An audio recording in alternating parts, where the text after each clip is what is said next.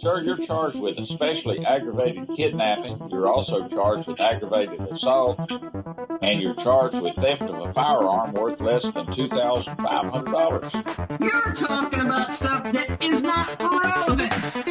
Hello and welcome to the Court of Public Opinion. I am the Recovery Addict, and boy do I have a case for you today. Why is the dog chewing on this guy? I think they have got the wrong guy there. Got the wrong guy, and the dog was biting him. He roughing him up quite a bit. There's a lawsuit. 9 out of 10 judges prefer watching the Recovery Addict live stream in their courtroom. The fireworks are not done. Now we're getting commentary on the case. Dati mihi Anglican po, he's verbis Latino. Is that correct? Oh, for crumb's sake. Literally not true. I didn't ask you to interrupt me. Good morning, welcome. Holy cow, where did I go? There I am. Welcome to the Court of Public Opinion. I am the Recovery Addict, and I'm in the wrong corner. I apologize for being a little late. We've got a hectic start to court this morning. We're going to be jumping to in just a moment. Let's see, with the court watcher, we're trying to coordinate everything. So, let's see.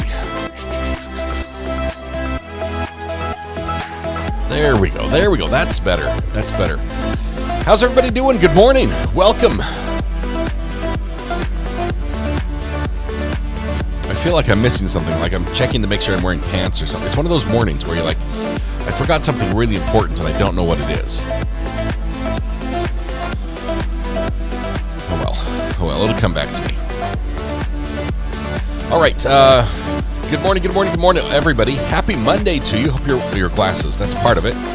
That's why I might be feeling somewhat naked right now. It's a little better. All right. Welcome. I do apologize for being late. It's the first time I've been late in a little over a week, and it snuck up on me. I was here working, trying to get the thumbnail and everything built, and I just misjudged the time. I know it's an excuse. It's not a reason, but there you go. It's my fault. I apologize. Thanks for your patience. All right. Ginger Snaps, welcome this morning. Good to have you here. First thing in the morning, bright and early, saying hi to everybody. Ginger Snaps, your eagerness has got you a punishment, actually. You reached out and grabbed something because it was available, and in turns you figure out you didn't want it. It was the internet ownership. You being first in chat sends you to internet ownership. Everything IP related worldwide is your responsibility for the rest of the day, or at least until we go live again. So Ginger Snaps, keep it all running for the rest of us. I know a few people have already had some issues, so if you could get right on that, we'd appreciate it. Welcome. You're going to do great. Congratulations, by the way. It goes on your permanent record. Congrats from Katrina Bunny as well. All right. Wow, I'm about 5 counties east of this case, more or less. We have a court watcher that'll be there today, but where in Ohio is this case? It is in Warren County. And I used, on the thumbnail, I put Warren County, so you can see. It's sort of like the bottom left area region, not the very edge. It's not like a border county, but it's bottom left of Ohio. That's where it is. We're back in the court that's quite familiar. We'll be back there in just a second. As a matter of fact, the judge is already talking to prospective jurors. City of Montgomery. And we're going to be jumping in and listening to juror selection as we get to hear all of that in this courtroom, which is amazing. So before we get there, though, let me recognize a couple of people who will sing some happy birthday song. Rebecca Zucks, welcome to the gallery. And Melissa P., member for 21 months, OG, with Matthew and at Moffitt Cancer Center for a procedure. Love this community so much and miss being in chat. Have a blessed day, everyone. Melissa P., you and Matthew, our thoughts and prayers are with you. Have a wonderful, wonderful day with a great outcome. Kelly H., thank you very much for the super sticker. I love it. Hi, hello. Stephanie, member for 19 months, inching closer to that OG status every month. Love what you've created here. Everyone is wonderful. Stephanie, thank you very much. They truly are. But it wouldn't be the same without you here, Stephanie. Know that. It's not just everyone else. It's you as well. Nurse for God, member for 29 months of the jury. OG. Nurse for God should be an interesting case. It definitely is. This guy has a list of initial charges. I think it's been pared down a little bit. We're going to hear that from the judge in just a moment. But let's see. Rick Groover, member for 22 months. OG. Thank you, Rick. Christine Fortunato, member for 26 months. Another OG. Thank you all for being here. It's wonderful. Did I miss anybody? I think I got them all. All right, we need to hurry and celebrate the birthdays so we can start with. Why does Warren County sound so familiar? Because we just got there. I mean, we were just there. It looks like this Happy most birthday. of the time. You look good. Right? But we'll get there. We're going to catch up. All right. Thank you, Josh. Josh has been hard at work, not only finding this case for us, but also prepping the birthday stuff. He's been a little worker bee, getting everything done. So thank you. Appreciate all your hard work, Josh. It really does help the channel a ton. Happy birthday to AZ Sun Devil 04. AZ Sun Devil 04. Hannah, present but late, Rick, and Sue. That's a one-verser. We can do it all in one verse. And by we, got a stubby little pencil. I mean all of us. Everybody gets to join in on the birthday song this morning, so stand up, take a deep breath, shoulders back, project your voice to the back of the room, blend your voice with your neighbor, warm up with me if you will. La la la la la la.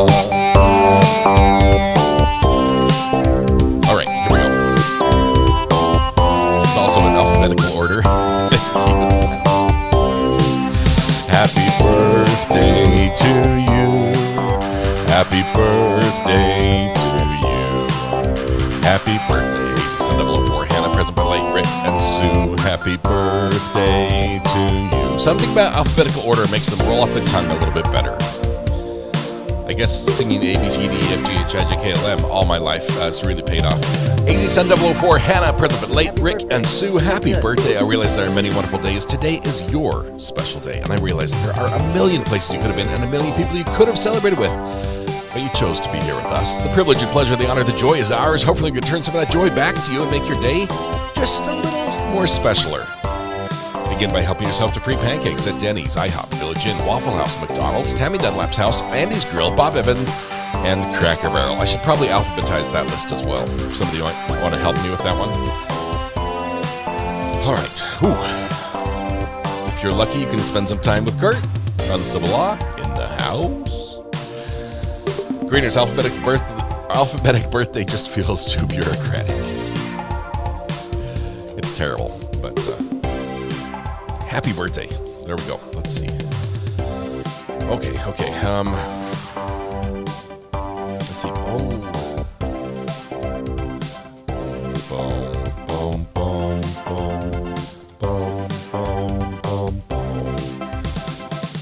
Let's see. Let's see. I think we got all the birthdays. I didn't see any late birthdays. I was just checking. It looks like you all did well. Got us on the birthday form. So, 2 more verses. Here we go. Let the dancers do their thing.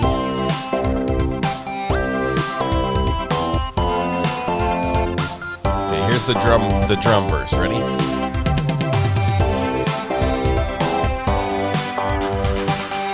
You can all join with me.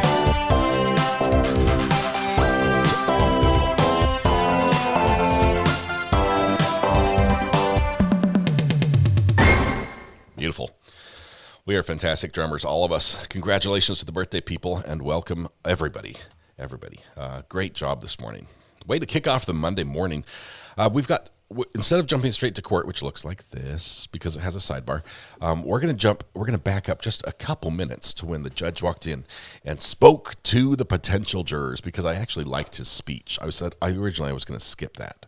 I was going to skip it and just, jump to a different part, but he spoke to the jurors and it spoke to me. So we're gonna jump there to that moment where the judge comes in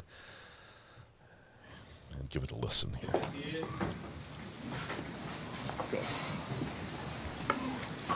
Good morning and welcome to the Warren County Common Pleas Court. I am Judge Tim Teep, and I will be presiding over these proceedings.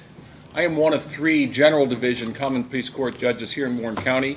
So on behalf of Judge Ayden and Judge Peeler, I want to thank you for your service here today, and I apologize for taking you away from your busy lives.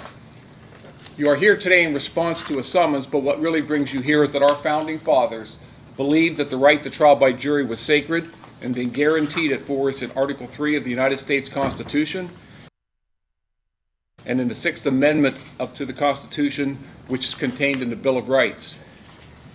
The right of trial by jury has been claimed throughout history so that litigants can control their own destiny in the courtroom. That is, ordinary people drawn at random from the community with no pre-existing knowledge of the facts of the particular case or any training in the law, who listen to the evidence and decide the truth.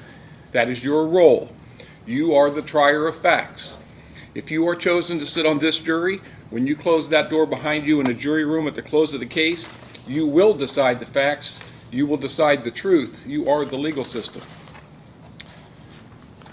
Computer wants to update. And while I recognize that each of you is making a sacrifice to be here today, perhaps financially, but certainly of your time and of your energy, but I believe that short of service in the military, service as a juror is the most important civic duty that you can perform. Trial by jury is one of the most valuable rights that we possess, and there is no trial by jury without the willingness and assistance to respond to the call for jury service. So on behalf of myself, my staff, and the trial participants, I commend you and I thank you for your service here today. They hear the charges. Now, as prospective jurors, you'll be placed under oath in just a minute, and we'll be asking you some questions. These questions are not meant to embarrass you nor to pry into your personal affairs, but only to determine your ability to be fair and impartial in this particular case. Do you need something? He's going to read the charges here in a little bit, and then we're going to jump to live where the jury questioning has already started. Just basics about... Not every juror is right for every case, and there may be certain facts about you that may make you unable to judge this case, but you'd be a perfectly fine juror in another case. These questions are necessary to assure each party a fair jury. Is everybody okay with that? Okay, I know it's Monday, guys. Yes, Your Honor. Thank you. Mr. Roberts got it. Thank you, sir. All right, so everyone please stand for oath. Everybody in the courtroom, please Except stand. the defendant. No, Not the not you defendant, guys. not you. Just the prospective jurors, please stand. If you've been summoned here for jury duty, please stand, raise your right hand. Heather. You do solemnly swear that you will truly answer all such questions as may be lawfully inquired of you touching your qualifications as a juror as you shall answer to God. Please say, I do. I do. Thank you. Both the prosecution and the defense are entitled to jurors who approach this case with open minds and who agree to keep their minds open until a verdict is reached. Jurors must be free as humanly possible from bias, prejudice, or sympathy, and not influenced by preconceived ideas either as to the facts or the law. You will receive the facts from the witness stand, which is located up here to my left. Instructions as to the law will be given to you by the court, and it will be your sworn duty to accept and apply the instructions of law as I give them to you. Now, we anticipate that this trial will last for no more than 2 days, that is today and tomorrow. So you've been summoned as a prospective juror in a criminal case because the defendant, Jerry Abney, has been accused of aggravated trafficking in drugs, aggravated possession of drugs, having a weapon while under disability, carrying a concealed weapon, and improper handling of a firearm in a motor vehicle. Now, I will instruct you later as to the more specific aspects of what that means, but at this point, I am relating only that much information in order to determine if any of you has any previous knowledge of this particular case or a sensitivity to the issues involved. Now, before I go any further, let me make some introductions as to who's in our courtroom. Now, usually there's like 5 or 6 people sitting over here, but 2 of my staff are checking in. Those 2 ladies out front were Pam and Jennifer, and they're checking in a jury for Judge Peeler right now. So that's kind of what they're doing, but so they're not here. Anyway, Justin Logston is my bailiff, so if you're on the jury, you'll be under Justin's care. So if anything you need or any issue arises that you need to communicate to the court, Justin is your point of contact. Don't email the judge directly. As I said, Pam and Jennifer are not here. Seated over here to my right, who administered the oath of office, is Miss Heather Wiseman. She is actually on the staff of our clerk of courts, Brighton Smith. And on jury days, Mr. Smith sends someone over to assist us in jury selection. Now, Marcus Mall was sitting here. He's my magistrate, and you may see him coming in and out of the courtroom, and he's usually helping me with some legal issue that's arisen during the course of the case. Seated in front of me is the court reporter for today, Miss Debbie Kilgore. Hey, Debbie. And she's taking down everything that's being said word for word. See, she stops when I stop. All right, representing the state of Ohio, Miss Jennifer Nicholson. Good morning. My name is Jenny Nicholson. I'm Assistant Prosecutor with the Warren County Prosecutor's Office. Seated with me at council table is Trooper Justin Valentine from the Ohio State Highway Patrol. We saw her last time. Thank you. Appearing on behalf of the defendant Jerry Abney is Attorney Josh Engel. Yes, good morning, everybody. My name is Joshua Engel. I'm the attorney for Mr. Abney, who's sitting on my right. And to my further right is Annie, who's a clerk in our office. Thank you, sir. Now, ladies and gentlemen, this is the process of voir dire, which translates literally to speak the truth. During voir dire, as I've said, the court and then the attorneys will be asking you questions. These questions are not meant to pry into your personal affairs. But they will. But only to discover if you have any knowledge of this case or any preconceived opinions that you simply can't lay aside, or if you've had any experience in your personal or family it keeps pausing family here. life that might cause you to identify yourself with either party or their counsel. These questions are necessary to assure each party an impartial jury. Now, if there's any question that's posed of you by the court or by the attorneys that you don't feel comfortable answering out loud, just ask to come up and approach, and we can do it over here quietly at a sidebar conference. Okay, so that is what this is right here. We're jumping right now to current time. So we basically missed about 5 minutes of jury deliberation or jury selection process where they said, does anyone know any of us, or does anyone know the defendant? Does anyone know, things like that. Those types of basic questions, as well as are you able to decide the law based on the rules that I give you? Those basic questions are starting to be asked, and as people have objections or questions, they raise their hand to go up and talk to the judge at the side. And we're going to jump back to current time here now. The questions are going to continue, I think, from the judge first. This is the same prosecutor as the last trial.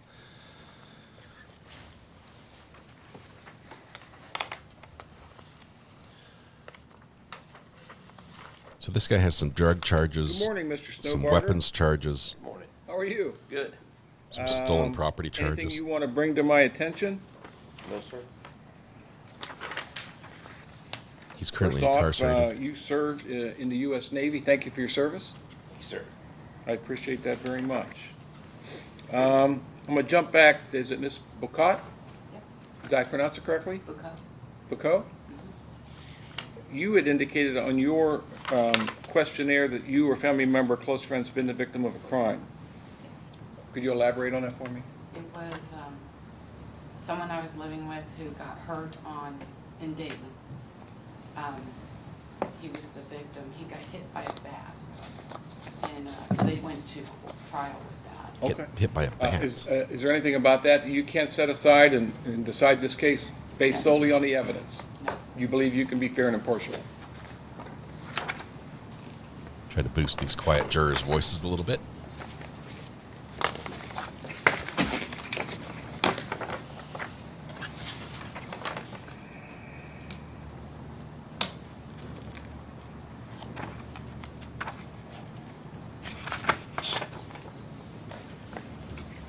This is the same And judge. at this time, those are all the questions that the court has. At this time, I'm going to turn it over to the attorneys. If they find some fact or experience in your background that they believe could influence your verdict unfairly, they may challenge you for cause, at which time I may examine you further. The court makes the determination as to whether you are excused for cause. You may also be challenged on what's called a peremptory challenge. Either side may, without any cause or reason, may excuse you from serving on this jury, and you will be excused. Whether you're dismissed for cause or with a peremptory challenge, don't overthink it. Like I said in the beginning, they may believe you're not right for this particular case, but you'd be a perfectly fine juror in another type of case. Each side gets 4 peremptory challenges. Ms. Nicholson, you wish to inquire? Thank you, Your Honor. Good morning, ladies and gentlemen. As I introduced myself earlier, my name is Jenny Nicholson. I'm an assistant prosecutor here in Warren County, and I work for our elected prosecutor, David Fornshell. Do any of you know David Fornshell? No. I am in my... Hang on. Miss Kirby's got a partial hand up. We'll come back to you, Miss Kirby. I am in my 9th year as an assistant prosecutor with the Warren County Prosecutor's Office, and I'm currently assigned to handle adult felony cases here in Judge Teep's courtroom. Let me start off by asking a very general question. How many of you woke up this morning and said, I cannot wait to get down to the Warren County Common Pleas Courthouse and sit as a juror today? She does the same questions every time. Nobody woke up and said that. You woke up and said that. You're off the jury. I love it. Okay, the rest of you, I know this is not the first thing that you want to do on a Monday morning to start off your week. But we appreciate that you are here. This process cannot go forward. We'll explain it. It's without you. Disability is and I know under that the this can influence be of an drugs. intimidating process. It's a little bit a fear of the unknown. What are we going to ask you? What are you going to have to talk about? What kind of case is this going to be? That's okay. I'll let you in on a secret. I don't love this process either. Talking to strangers, maybe none of you are going to answer any questions, and it's going to be like talking at a brick wall. This is a strange concept for all of us. But I recognize that you have all made sacrifices to be here today to participate in this judicial process, and it's an important process. We need people like you to be here and to be honest so that we can select a fair and impartial jury. That's something that's very important to both sides, both the state and to Mr. Abney. We want jurors who don't have any preconceived notions, prejudices, biases. You just need to listen to the facts, the evidence presented, use your common sense, and determine whether the state has proven the elements of the charges beyond a reasonable doubt. We're going to ask you some questions, myself and Mr. Engel, to see if you would be a good fit to be a juror in this case. Alex, thank you. I remembered that incorrectly. I think I was taught that same thing last time. Does anyone, aside from Ms. Kirby, know anyone that works for the Warren County Prosecutor's Office in any capacity? Apparently, we have a member of staff that aren't just Kirby attorneys. is off. No hands? And I know Mr. Engel has a firm. Has anyone been represented by Mr. Engel or familiar with him in his capacity?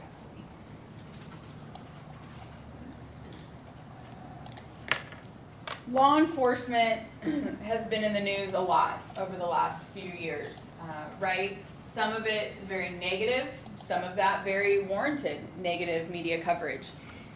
Does anyone feel that they have such a view of law enforcement that they just have an inherent distrust of what law enforcement does or says, or they would struggle to evaluate fairly the testimony of any law enforcement officer?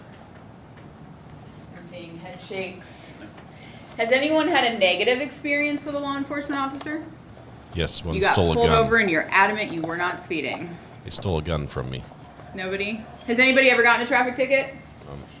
Everybody's hands went. 3 or so. I'm going to pick on you, Miss McKibben. Yes. How was that experience of getting that traffic ticket? You're driving down the road and you get pulled over for speeding. How was that interaction you had with that law enforcement officer? Well, it's been quite a while ago now, but I was truly speeding, so. So you felt like you were treated fairly? Yes. Does anyone feel that they would not be able, I'll tell you, the only two witnesses I anticipate testifying in this trial are law enforcement officers. Does anyone feel that they would not be able it's a 2-day to trial. put any biases or prejudices they have aside and listen to a law enforcement officer and judge them just as they would any other witness who gets on the stand? Does anyone feel law enforcement's inherently more credible than anybody else? If you wear a uniform and a badge, you must be telling the truth. That's also Does incorrect anyone feel for that? jury. Miss Jenkins, I saw you. I don't know, I mean, I guess I do believe that they, do the best that they can.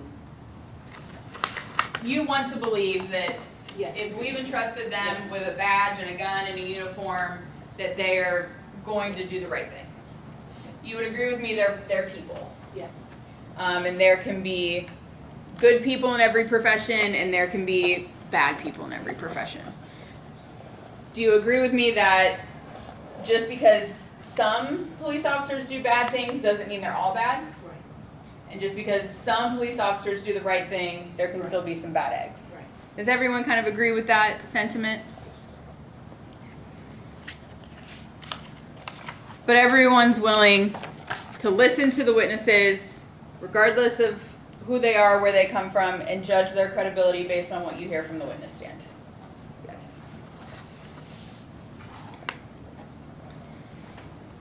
Yes. So aside from Trooper Valentine, the state, I'm going to read you off some potential names. I don't know that all of these people will testify, but they had some involvement, and so I just want to make sure that you don't know any of them. Deputy Noah Billmeyer, Detective Greg Spannel, Lauren Bishop, or Patrick McLaughlin. Lauren and Patrick work for the Miami Valley Regional Crime Lab up in Montgomery County. Is anybody familiar with any of those individuals?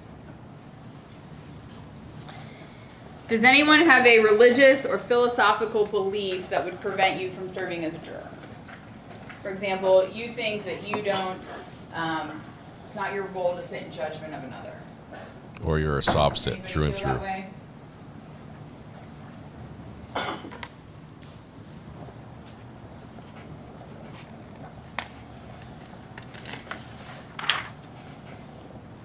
There are a number of safeguards in the judicial system to make sure that defendants receive a fair trial. The first is the presumption of innocence. Miss Ligori, can you tell me what does the presumption of innocence mean when you hear that? Until you know all the facts, that they're innocent until proven. So Mr. Abney is presumed innocent as he sits here right now. And up until the state proves beyond a reasonable doubt to you that he is guilty of the crimes charged, he remains presumed innocent as he sits there. Does everyone understand that? Does everyone agree with that?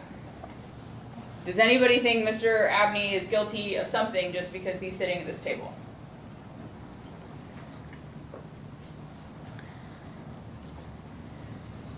The burden of proof in a criminal case is proof beyond a reasonable doubt. The court's going to define proof beyond a reasonable doubt for you at the conclusion of this trial, and they will tell you it means that you have to be firmly convinced of the truth of the charge. We don't have to prove this case beyond all possible doubt, because that isn't possible. Unless you yourself witness something, there's always room for some doubt. Does anyone have a problem with the fact that the state doesn't have to prove this case beyond all possible doubt? That it's beyond a reasonable doubt? Mr. Burke. Yes. What does beyond a reasonable doubt mean to you? If somebody has a doubt that it's unreasonable, perhaps, I'm not sure. So if answer. It's possible that aliens came in and did something, that's not reasonable, right? Correct. But if it's possible, somebody else could have come in there and the state didn't prove to you that there wasn't a third party present or something like that, could that be a reasonable doubt? Say that one more time. Let's say that we have a closed door scenario. Okay. Two people in a room, but the doors are all unlocked. Something happens, and there is some evidence put on that there was a third person present. If the state does not satisfy you beyond a reasonable doubt that there was no third party present and that there was no third party involved, have we proven our case beyond a reasonable doubt? Or is it possible that that third person was involved? Wow. It's Monday morning. That's very complicated for me. I'm not sure if I can untangle that. Can you give a different example? Yeah, and it's not working in my head either. It's also Monday for me. So a reasonable doubt, that has to make sense, right? It has to be based in logic. Would you agree with me there? Yes. So the aliens or some unforeseen natural disaster that didn't occur, so that's not a reasonable doubt. You would agree with me? Yes. Reasonable things are evidence or people or things in reality. Yes. You would agree with me there? Yes. Does that make sense to everyone? We're not, when we're talking about proof beyond a reasonable doubt, we're not talking about these extraordinary impossibilities that, if we could think up a scenario, sure, an alien invasion could have had an impact on this or something. You know what I mean? we're looking for doubt based in logic and common sense. Does everyone agree with that? Yes. Now, the defense does not have to present any evidence at trial.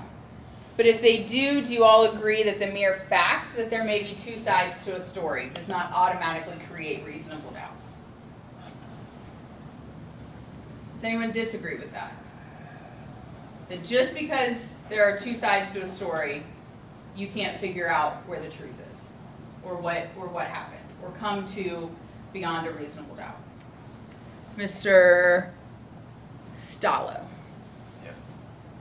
Do you think two sides to a story automatically creates doubt? No. Why not? Depends on the facts that they put forth, I guess. So you're going to examine the facts put forth and see, you're going to judge the credibility of those facts? The credibility of the people telling you those facts? If needed. And then you will determine if maybe one side's not believable. Is that fair? Yes.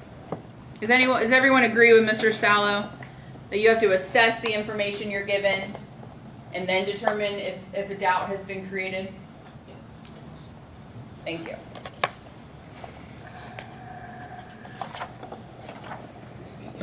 Miss Fowley? If a witness for the defense, which they don't have to put up, but if they choose to put a witness up and they contradict something that Trooper Valentine says, let's say, are you automatically at doubt? Do you automatically have doubt as to what occurred? I think it's a tattoo, but I can't be certain. Okay. And would you judge the credibility of the witnesses?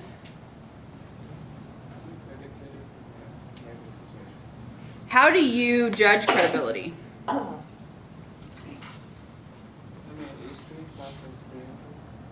History and past experiences? Can everyone agree to weigh the credibility of each witness that testifies regardless of which party might have called them to the stand? All right, jury duty is a two-step process. Step one, you decide the facts. You are the ones to decide what happened in this case, and you do that by listening to the witnesses and looking at the evidence. You do that by judging the credibility of the witnesses and the credibility of the evidence. You're going to use the same tests for credibility, for truthfulness that you use in your everyday lives with your children, your coworkers, your friends. Ms. Kirby, how do you judge the credibility of people you come in contact with every day?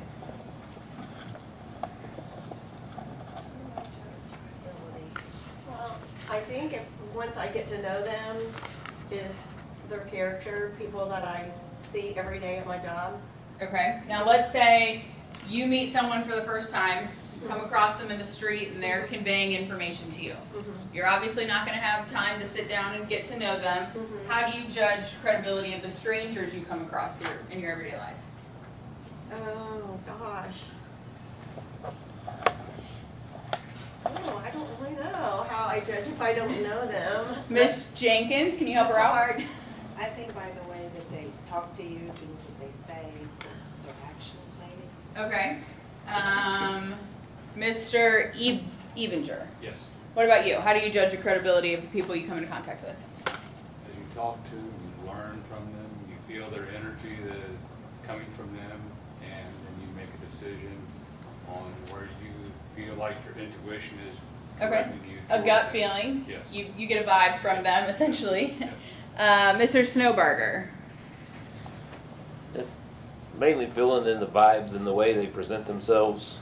Are they having eye contact, or are they just trying to not look anywhere in our direction? So eye contact. What about body language?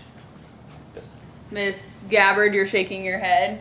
What things do you use to judge credibility of everyday people you come across? I mean, if somebody is, bouncing back and forth, are they ADHD or are they nervous? Yeah. Sensing, trying to feel them out, seeing about that. But if they're not doing direct eye contact, depending on, how they were raised, because, some cultures don't do direct eye contact. I just go off those. So everybody will agree, they'll look at the witnesses, they'll evaluate the manner in which they present information to you, and you will judge their credibility.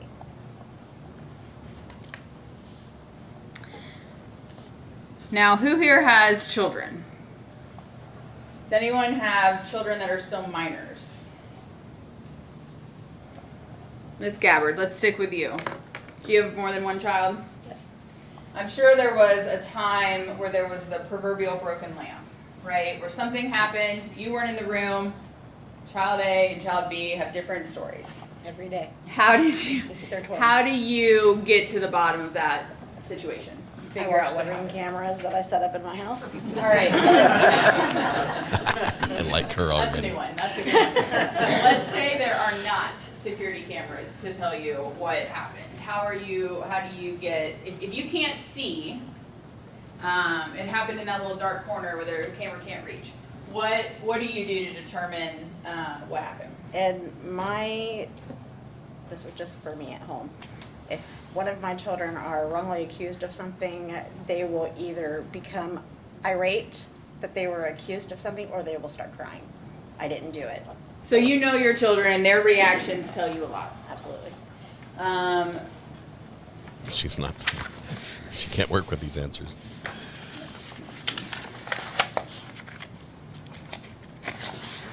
She's looking for the names.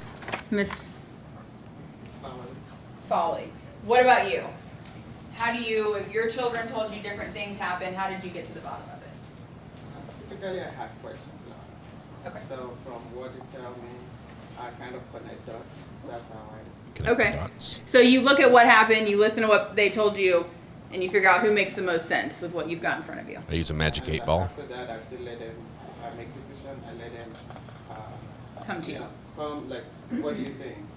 And then it depends on what is going on. Question. I'm the queen of questions. Right. Is it fair to say that you would all look for things that make sense, whether it's consistent with what you hear, the physical evidence you see, the appearance or demeanor of somebody while they're talking to you, and put all of that together? Does anybody disagree with that?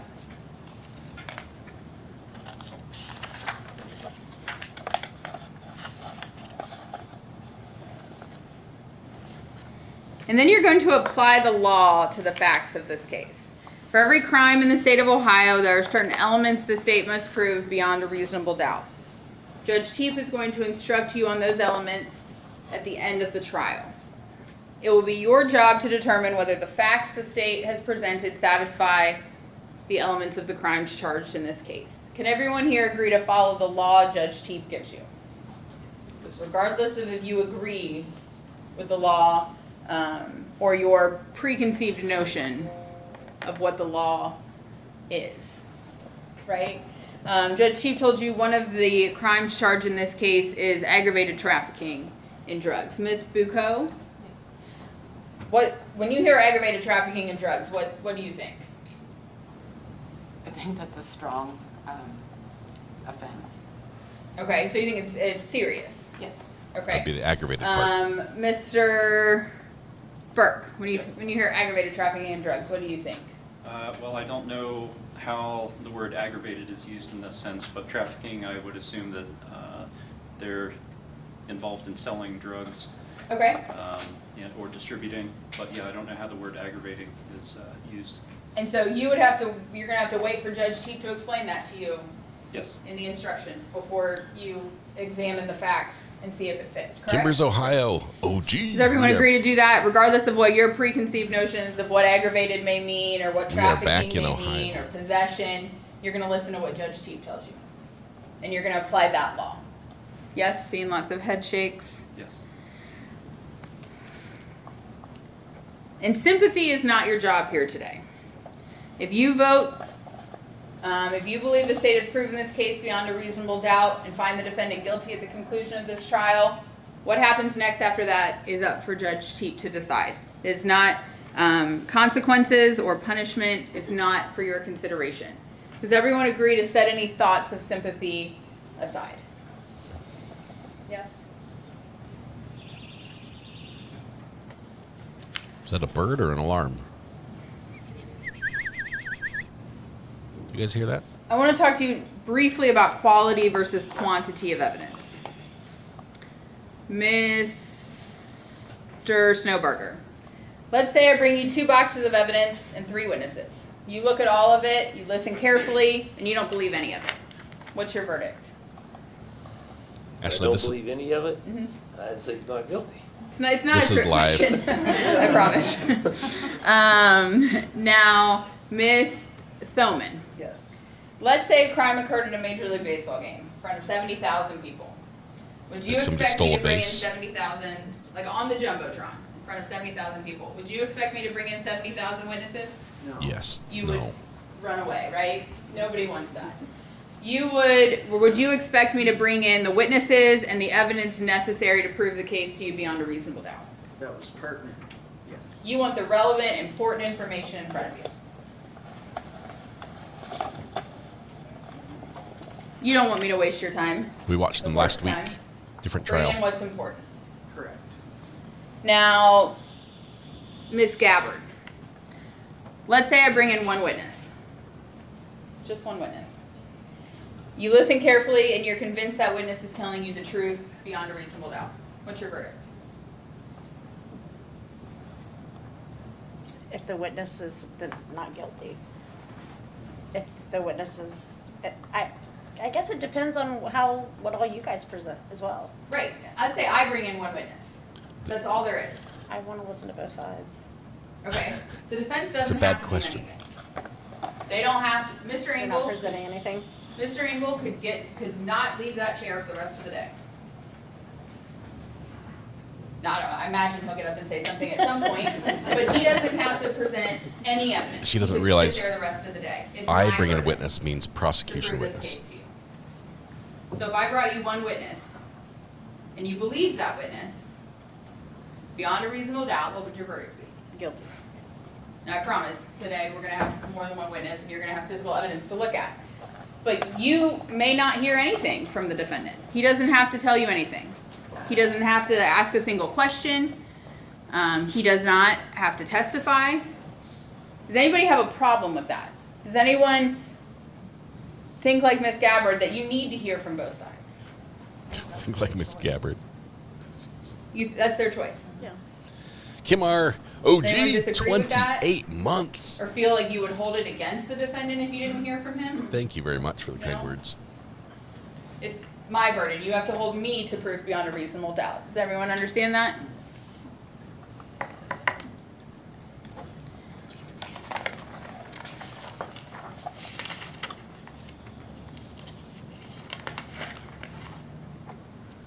All right, Mr. Burke, I'm coming back to you. I'm going to clean up my earlier reasonable doubt example. It's been brewing. Circumstantial evidence gets a bad rap on TV. This is a circumstantial case. You hear that on the Law and Orders, the CSIs. The judge is going to tell you that circumstantial evidence and direct evidence carry equal weight and value. So what is circumstantial evidence? It's just a group of facts which taken together allow you to infer the existence of another fact. So I tell this example. I picked up my son from daycare and he was complaining because they hadn't played outside. And I said, well, it was raining. It rained. He said, well, it's not raining now. And I said, yeah, but the ground is wet. There lied circumstantial evidence that it had rained. Until the juror said, what about sprinklers? Is a sprinkler, if the ground is wet, is a sprinkler a reasonable doubt about whether it had rained or not? If the question before you is, has it rained? She's bad at these, but yes. Is it possible that a sprinkler caused the ground to be wet? Yes. Is that reasonable? Yes. Okay. Now let's say the ground was wet for 4 miles on our drive home. Is a sprinkler still a reasonable doubt? No. Does that make sense? Yes. Does that make sense to everybody? Selena, you're walking today. That is awesome. Somebody said sprinkler. I froze. I was like, oh, I hadn't thought of a sprinkler. It's a good one. The prosecutor misses the obvious reasonable doubt. Selena, all right, congratulations. Judge Chief told you this case is about drugs. Great progress. Cindy Lou, OG. Has anyone been impacted in their personal life by illegal substances? Family member, friend, with addiction? Okay, a couple people raise their hands. Ms. Jenkins, do you feel like your personal experience would impact your ability to be fair and impartial in this case? I don't think so, but my son was in the same position as the defendant there. He was involved in selling drugs. Okay. So possible was sympathy he here. criminally convicted of that at some point? I think so. He's been in and out of jail a lot. So Okay. I'm not sure. Do you think your son was treated fairly throughout that process? Yes. Do you Debbie, think you would thank you for tend to 31 be months. sympathetic toward the defendant Oh, because gee. of the history with your son? You don't believe you'd put your son in the defendant's shoes? No, because I was not very happy with it. No, I was not very happy with him, she says. That's fair. Let's see, Debbie, thank you very much. We've also got Last Poet, 29 months. Oh, gee. Just the best, and what a family. Thank you. Crazy Drugs are a Cat, 2 hot months. In media. Am I a new G? Yes. Addiction, You are Crazy how Cat. drugs Welcome. get various places. Does anyone believe that being a drug addict or having an addiction to some illegal substance absolves you in any way from the responsibility for your actions while you are addicted to a substance? Does not. Ms. McKibben, do you think having a drug addiction absolves you from responsibility for what you do when you're in that addiction?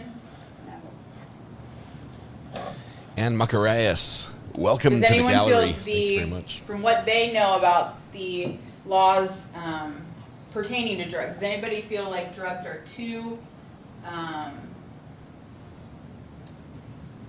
where does this give me? Too monitored by the government? Drug laws are too strict? What somebody wants to do with an illegal substance is for them to decide. Anybody feel that drug laws are too strict or too and we're not talking about marijuana here. Because apparently that doesn't count. I know marijuana legality is a hot topic issue. So other drugs. The drug in this case is methamphetamine. Marijuana is hotly Does contested. anyone feel that the drug laws should be relaxed? Sloth Life gifted a membership. Josh Hutchins gifted 5 memberships. There are Thank you. also firearms involved in this case. That's always bad, mixing drugs and Law firearms. states under certain circumstances, people aren't allowed to possess a firearm. That would be the disability. Does anyone have a problem with The that? disability being prior felony makes him Anyone ineligible. feel, doesn't matter what you do, you have your Second Amendment right to bear arms? Mr. Stallo, Marijuana legal in Ohio? disagree with that at all? No, I think in certain cases, you shouldn't be allowed to purchase a gun, Okay, but I'm pro Second Amendment. okay. But you're pro Second Amendment, but would you agree with me that if the law says that there are, under certain circumstances, you can't possess a firearm, do you have a problem with those laws? Not necessarily, no. Amos, welcome. Congratulations on 10 set months. aside whatever Thank you very much. personal opinions you have and follow the law that Judge Cheap gives you? Yes. If he says this is the law, under this circumstance, you couldn't have a firearm, even if you disagree with that, are you willing to follow it? Yes. Anybody feel differently?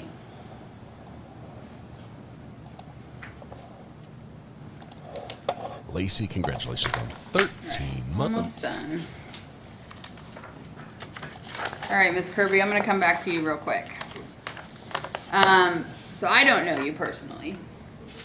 I've had cases in front of your husband. I've had cases with your son, both your sons. So I've worked with your son, against your son. I've been in front of your brother-in-law and worked with your niece. Oh, she's out. She's out. I'm sorry. Anything about any of those relationships leads you to believe that you're going to be biased towards one side or another? No. Your son doesn't work for the Highway Patrol, correct? He does not. He works for the city of Middletown, your police Right. officer son. They're not involved in this case whatsoever.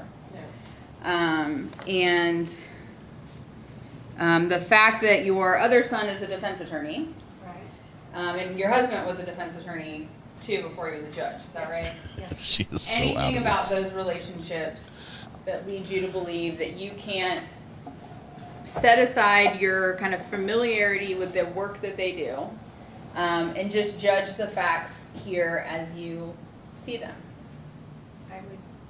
I could do a better job with the facts. You can listen to a law enforcement officer, and if you don't believe something they say, you're not going to believe them. Exactly. Just because your son's a police officer doesn't mean you believe all police officers. Exactly. Is that Yes, fair? ma'am. So listen for the name Kirby when the defense goes to make a strike, because she's going to be released. There's no way defense is going to keep her on. Ms. Thoman, you indicated that someone tried to steal your bank account, money out of your bank account, and your home was burgled. Were any of those crimes solved? Burgled. Were they reported to the police or investigated, or? The robbery wasn't, but the other one was. Okay.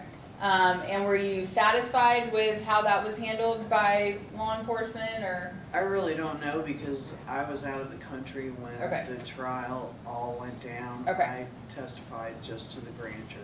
Okay. So nothing about that would impact your ability to be fair in this case?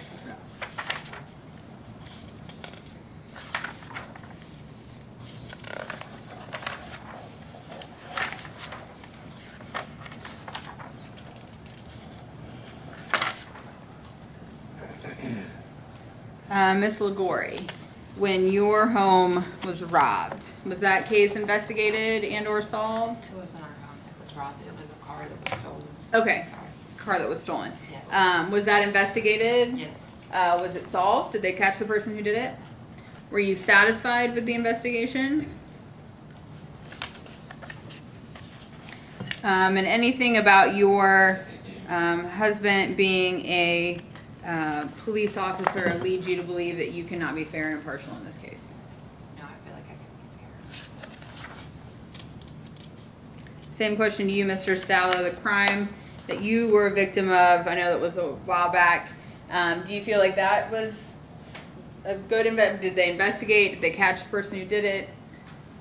Not really. We were home for Christmas break, and they broke in and just stole, TVs, everything.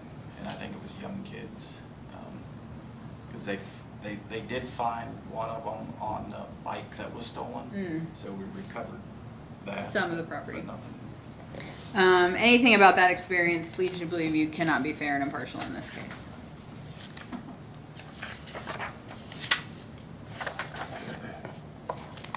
All right, we've been talking for a while. Anybody think of anything else that they feel they ought to bring to my attention? Your Honor, I pass for cause. Thank you, Mr. Angle. All right, here comes the defense.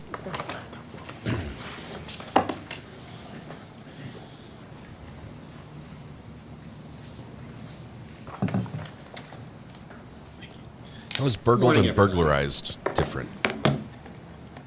As the prosecutor mentioned, I could have sat in that chair the whole time, and often I wonder if maybe I should.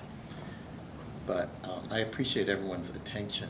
Because y'all keep convicting my clients.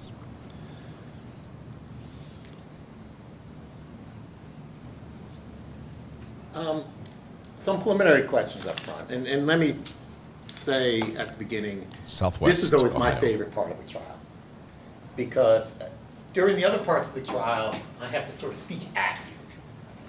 This is my one chance to speak with you and get to hear your thoughts, and you get to talk. So honestly, the more you talk here, and the less I talk, the better it is for everybody. You'll get to hear me talk plenty, unfortunately for you. So this is your opportunity. I encourage everyone to speak up. No one's had a case involving my law firm or anything like that. We haven't sued you for anything. You haven't done anything terrible. I have to ask, it's been a while. I used to be a prosecutor in this county. I didn't prosecute anyone's family or anything like that. Had that happen once. Oh, good. You may have seen me somewhere. I also do, when I'm not doing criminal defense work, civil rights work, and sometimes represent folks who say unpopular things. No one's heard anything about that or seen me discussing cases. Give us an like example. that, or would hold that against me. I'm not necessarily my clients. I have some clients who I don't agree with, but I do agree with their constitutional rights. And so that's kind of my job here. Former prosecutor turns defense attorney. Civil rights attorney. Miss Gabbard, you raised your hand Sounds and you said interesting. you're happy to be here. Yeehaw. I noticed that. Why are you happy to be here? Because it's a first-time experience. I've never done anything like this before. I just think that it would be very interesting to watch the whole thing, how everything is done. And a question I like to ask folks at this point, and so since you volunteered and you're happy to be here, I'll pick on you for a moment. Why are we here? Why are you guys here? Why is it important that we have jurors? To try to get a fair trial. I mean, that's the whole ultimate goal, to give him the best advantage. Is there what's your role? Let me pick on someone else then, Ms. McKibben. What's the job of a juror, do you think? To discern what is right and what is wrong, and to be able to decide in this case what the decision would be. She's right. And Nailed so it. why do you think, or if you think back to school, why do you think the Founding Fathers made us have jurors, as opposed to just having the prosecutor charge people with a crime, and then the judge gives them a sentence?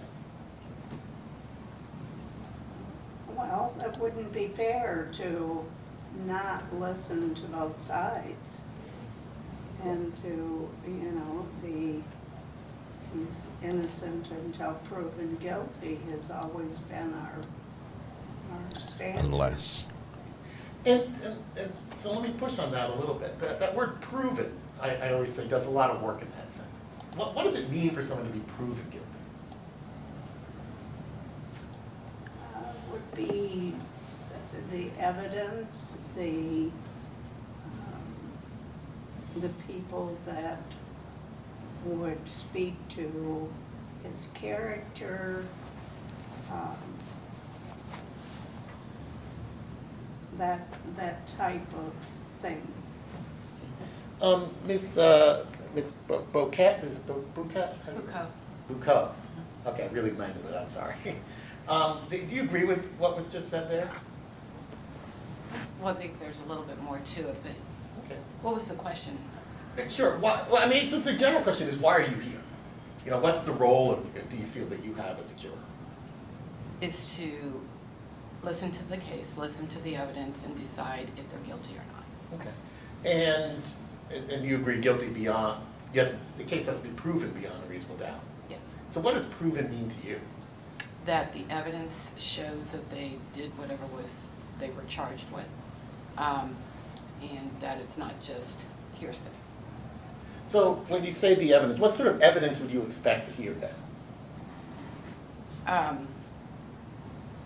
I would expect to hear the fact, not what they thought. Okay. Mr. Snowbarger, you agree with that? As far as, proving the facts, I do agree, The facts is, what are we seeing today, Today we see, is their body cam to prove stuff? Is there, that part of proving it. Okay. And Ms. Jenkins, you said something interesting earlier about this point. You talked about that you want to believe law enforcement officers would do the right thing, right?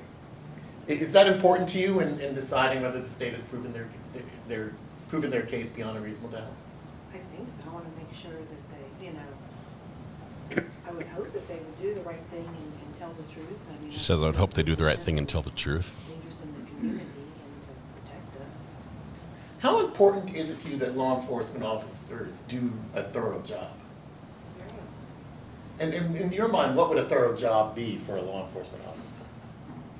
Complete investigation, They would, documentation. whatever the situation is, they would search out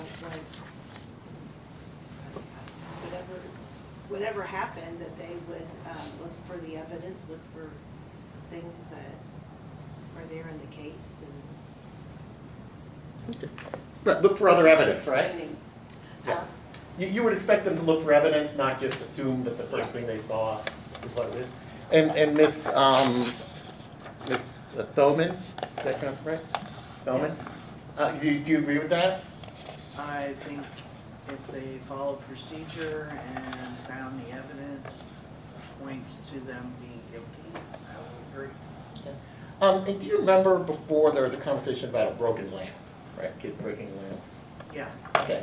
If you were trying to decide who broke the lamp among a couple people, what would you do? What would We you want to skipped see the lamp decide? analogy. The judge did that one. I would want to see their reaction, their body language, their facial expressions. Wow.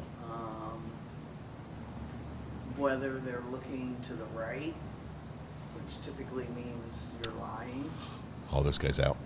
He does body language. What if you had a whole crime lab at your disposal? What would you do then? About the broken lamp? Yeah. I'd look for fingerprints. DNA evidence, maybe? I mean, you got a really fancy Okay. crime lab. That'd be kind of hard because, I mean, if it's in the house, you know, typically they're both going to have fingerprints and been using it. If I had a camera like this lady has in her room, that should help. Then it makes it easy, right? Yeah. And so,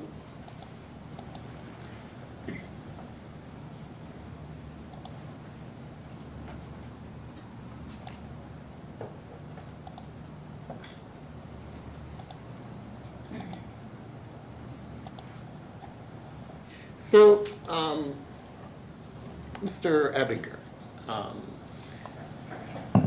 do you believe that once a suspect is identified, the police don't have any further work to do to prove their case?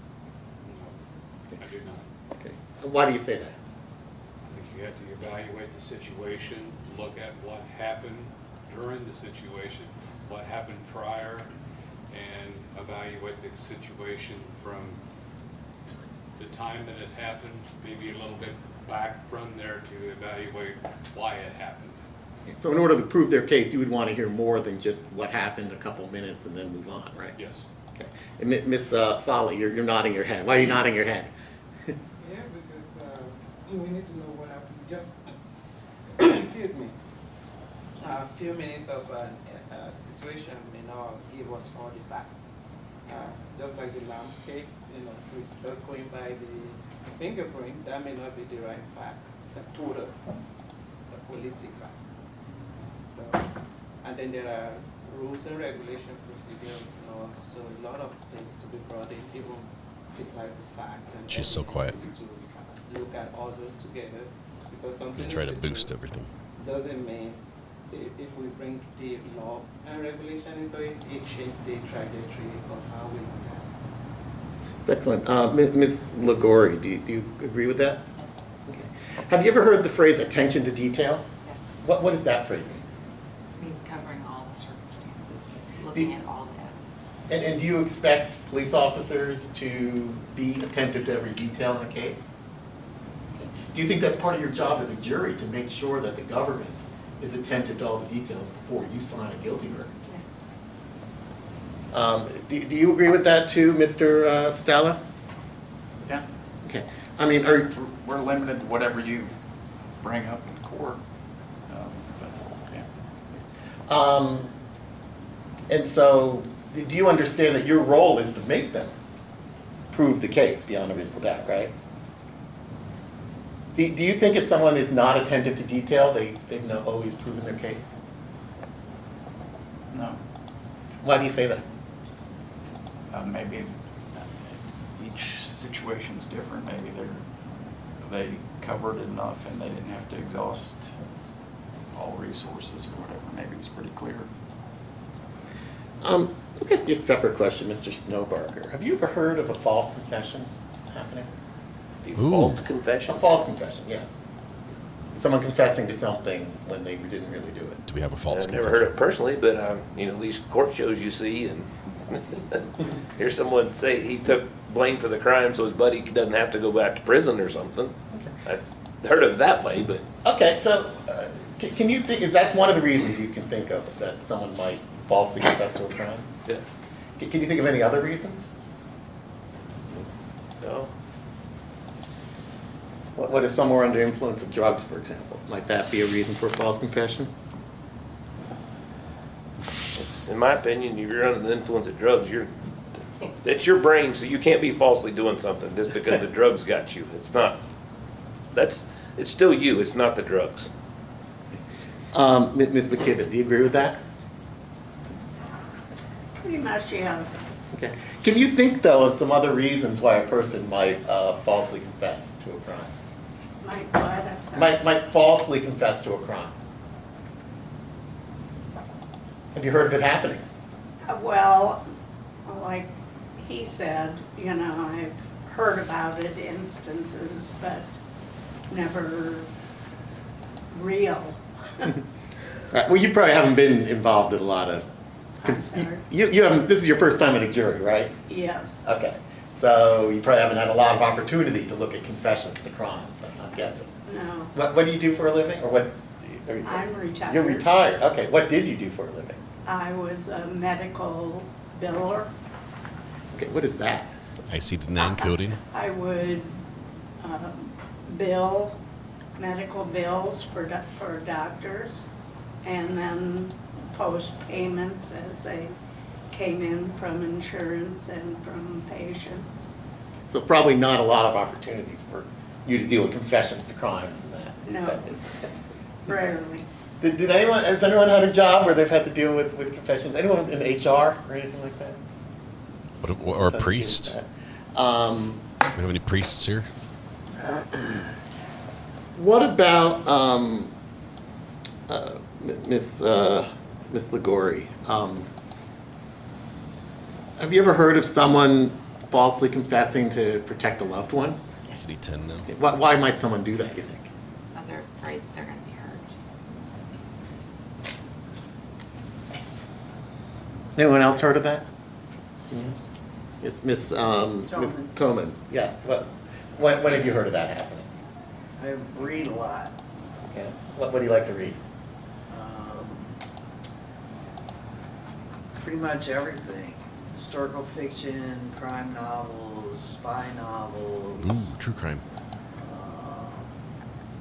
Fantasy. I read a lot. I got a book right now. Romance. Anyone else read crime novels? All the hands go up. Miss Jenkins, you read crime novels. What novels do you like to read? What crime novels? I mean, they're not crime. I like to watch crime things on TV, but more like thrillers and hit-downs. Mystery. Yes. Does anyone listen to true crime podcasts? No. A couple people. Mr. If we get a shout out here, it's going to be epic. You raise your hand, right? Which ones do you listen to?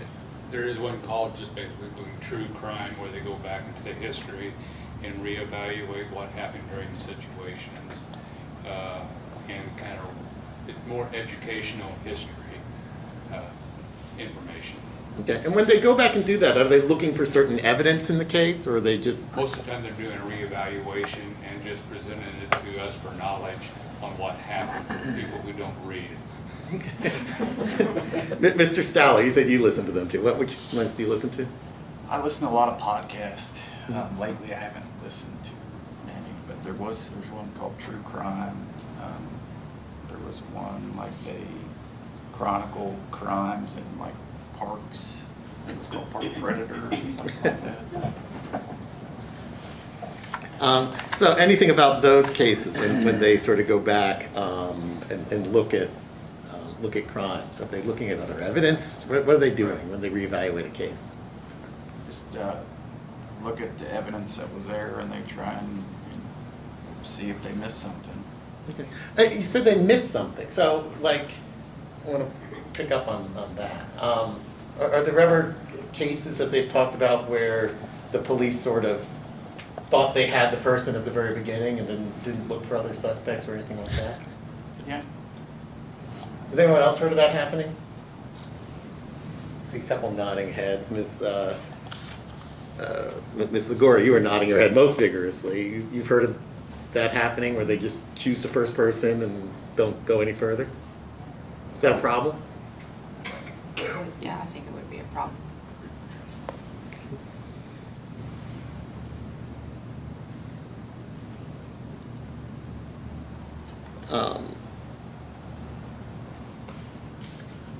Mr. Burke, do you believe that law enforcement officers should look at, staying close if you can hear me, do you believe that law enforcement officers should look at every possible lead before they bring a charge against someone? Look at every possible lead. That sounds like due diligence. Sure. I mean, I would expect that if they have an idea, if law enforcement has an idea of the crime or the charge that they're going to hold against a person, they would probably have in mind, you know, what burden of proof there would be, and try to follow those leads of supporting that, supporting the evidence that would support that burden of proof, I would guess. But I don't know how it's actually done. Okay. So you would expect them, for example, if there's a question of who owns something, maybe to do fingerprint analysis on it, right? Say that again? To do a fingerprint analysis or DNA analysis. Under what circumstance? If you're trying to figure out who owns something. Who owns something? Yeah. Suppose there's a question about who owns this pen. Okay. What evidence could you look for who owns the pen? Receipt. Okay. So you might expect them to look for receipts for the pen. Sure. Okay. And a serial number and tie it back to the manufacturer. Who knows? I mean, I don't know how you would prove that somebody owns a pen. I'm not sure, unless you see them holding a pen with the serial number on it in a photograph. I'm not sure how you. I don't know. I don't know how that's done. Okay. But who owns the fingerprints, pen? maybe? My fingerprints are on it? That's just Would who's that be holding it. something you might want to see? I don't know if that proves that you own it. Okay. Good But I point. possessed it. I had it in my hand at one point, though, right? I mean, So fingerprints. yeah, that maybe a fingerprint on the pen, if it was your fingerprint and they could prove that, then that would mean that you've touched it. Okay.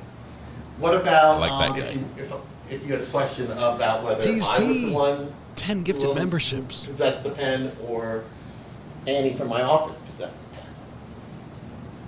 What could you do to try to solve that puzzle? Who owns the pen? I can't prove if you gave it to her or she gave it to you. That could have happened this morning. I don't know. Who owns it? That's kind of that's a tough one. So if you were sitting in a jury in a case, you would expect then to see more evidence than just the fact that, hey, someone saw the pen in Josh's hand. Sure. Anyone else agree with that? Does that make sense to anyone? Anyone disagree with that? Did I get it wrong? Okay.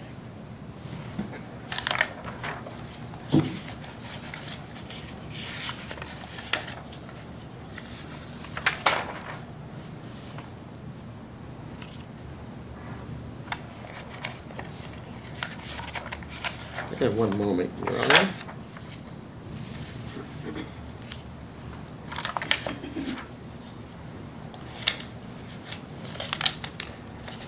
I think that is all the questions I have for everybody. I thank you for your time and attention both today and through the rest of the trial. Pass or cause. Thank you, Mr. Engel. Does the state have a peremptory challenge? Yes, Your Honor, the state would thank and excuse juror number 5, Mr. Evinger. Jimmy, you're excused. Thank you for your time today.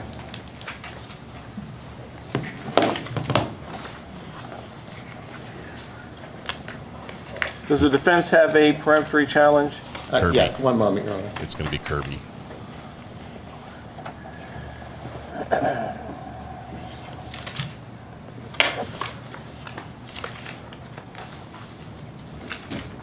Yeah. Your Honor, the state would thank and excuse juror number 13, Mr. Snowbarger. Mr. Snowbarger, you are excused. Call 2 names for me, please. Michael Wallace, Mr. Mr. Wallace, if you'll have a seat up in the top row there in seat number 5, please. Terrence Erdl.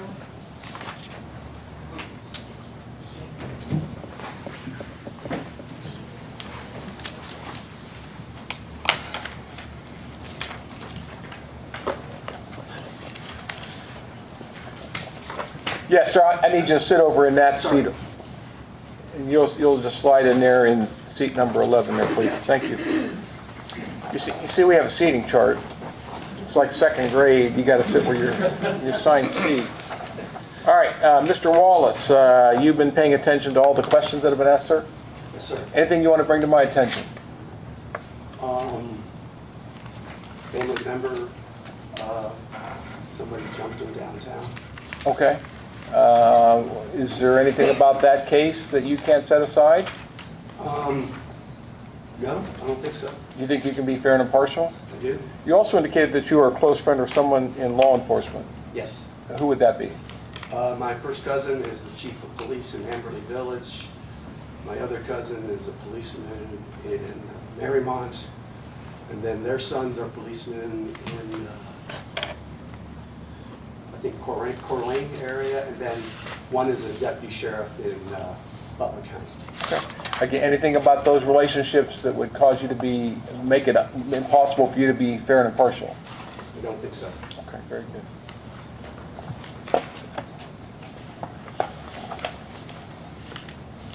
And Mr. Erdl, you've been paying attention, sir? Yes, sir. Anything you want to bring to my attention? Yeah, I just have an issue with drugs. Well, that's okay.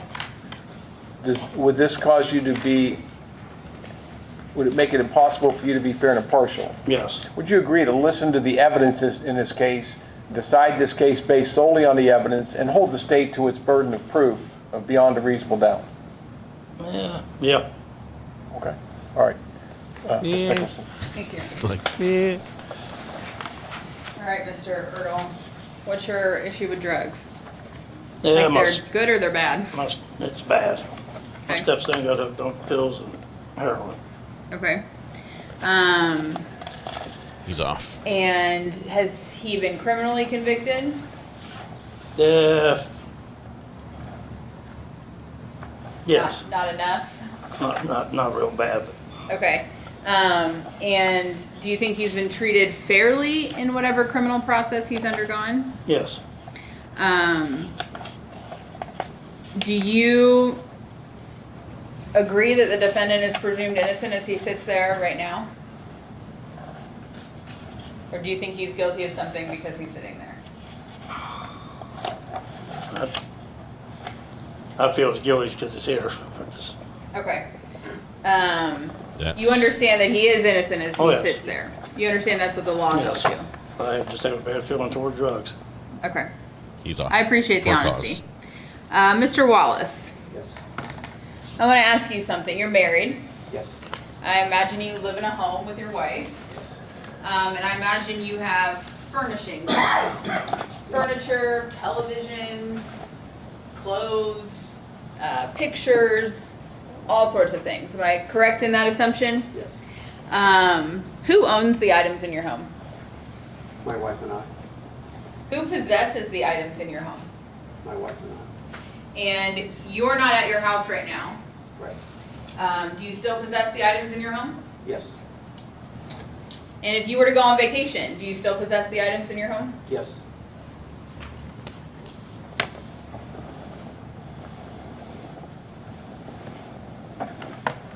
And if you buy something and you bring it home, and say you buy a piece of art and you hang it on the wall, does your wife also possess that? Yes.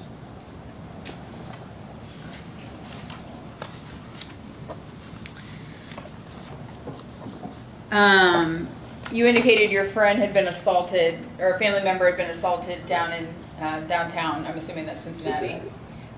Was that crime investigated, charged, any of that? Yes. Were you satisfied with how that was handled?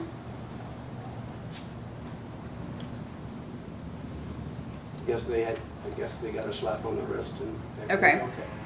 Uh-oh, he's Anything off too. about that experience do you believe you would hold against the state for any reason? Yeah. You agree that's separate and apart from what we're here about today? Your Honor, may we approach? Yes.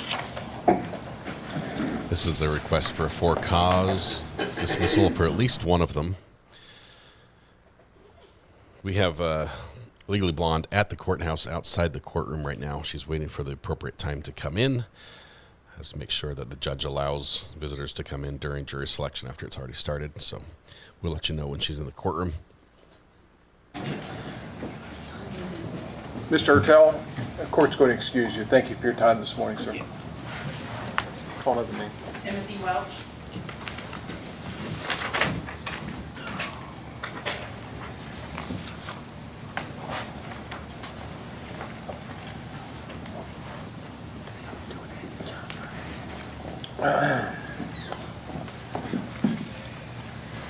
Morning, sir. Morning. Yes. Anything you want to bring to my attention? No, sir.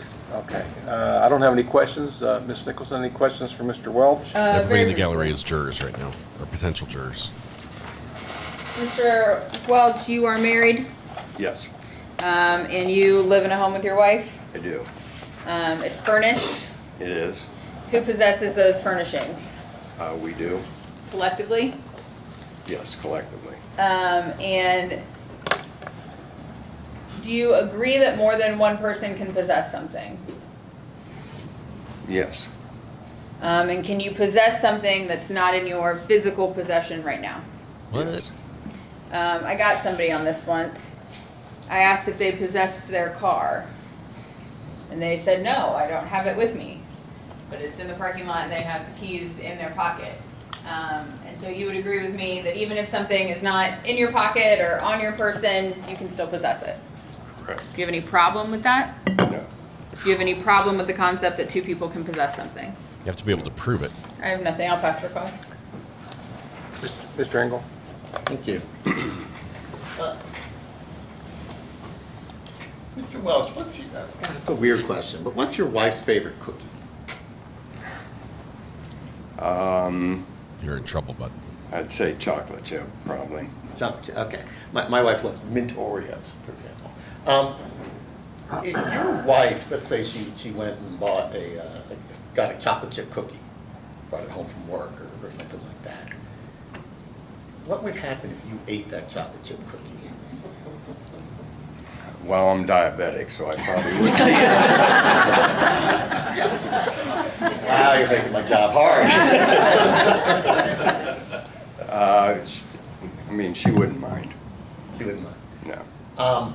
Would she, you had kids? Yes. Okay, how old are your kids? They're out of the house. They're older. So let me think of this example. Let me make this example for your kids instead. Okay. Why is this dangerous? I'm only going to get in trouble. So how many kids do you have? More than one? Two. Two. Okay. How far? Apart My daughter's 41 and my son is 38. Okay. So when they were young, right? Let's say one of the kids. This has happened to my kids. One of them brings home a treat from school. Yep. Okay. Would that child think of that treat as their treat? Yes. Okay. The other child who lived in the house, would they be entitled to eat that treat? If they ask permission to do it, yeah. Okay, but they'd have to ask permission first, right? Correct. They couldn't just walk in and assume it's theirs. No. Okay. So your kids, even though they lived together, had an idea that some things belong to one and some things belong to the other. Yes. And that could potentially lead to some conflict if it got in. It could. Okay. That's enough on that. I have no other questions, Your Honor. All right, thank you. Does the state have a peremptory challenge? The state would thank and excuse juror number 1, Ms. Thoman. Ms. Thoman, you are excused. Thank you for your time. Thank you. Thought I was locked in because I was all the way in the back. Just make you climb over everybody, that's all. Does the defense have a peremptory challenge? Kirby. I think Kirby's gone. We would thank and excuse juror number 12, Your Honor. All right, Ms. Bouquet, you're excused. Thank you. Call 2 names for me, please. Trevor Smith, Kirby must be an alternate. Jerry Conley.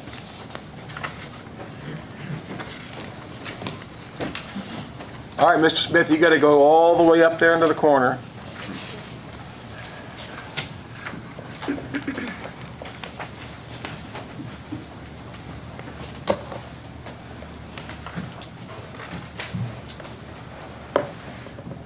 Yes, sir. Thank you. All right. First off, Mr. Smith, thank you for your service to our country. As you can tell, I'm a fan of our military. I do preside over our Veterans Court here in Warren County, so I am a fan of our military. But thank you for your service.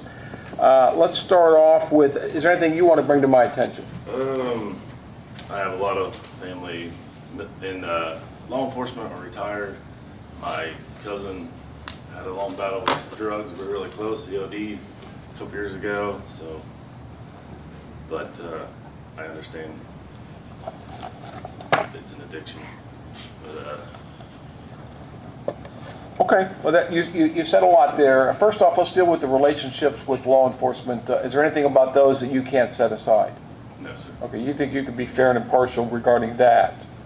And then with the issue with drugs, I mean, drugs is prevalent in our society. Unfortunately, it touches a lot of different lives. Is there anything about that that you can't set aside? And again, listen to the evidence and decide this based solely on the evidence that you hear in this courtroom. No, sir. You think you can be fair and impartial? Yes, sir. You also indicated that you'd been convicted of something other than a minor traffic offense. I had a DUI when I was 21. Okay, that doesn't matter. All right, thank you, sir. That doesn't matter. And Mr. Conley, anything you want to bring to my attention? No, sir. Okay, very good. Ms. Nicholson, you may inquire. Thank you. Morning, Mr. Smith. You said you have a lot of family in law enforcement. Any of them in Warren County agencies? No. Okay. And you said your cousin had a drug problem. Do you believe that relationship with your cousin, you said you were close, would that lead you to be sympathetic potentially towards the defendant in this case? No. I mean, you get rid of one drug dealer, there's going to be another one following. And his issue, like, he battled for a long time in and out of rehab. And it was partial his choice, but also an addiction, so I understand all that too. And he was enabled by his parents because they kept giving him money, so. It's a complicated Absolutely. issue. Yeah. There's many layers to it. It's not simple for anyone. But you believe you could set aside all of that, listen to the law that the judge gives you, and evaluate the facts as they're presented. 100%.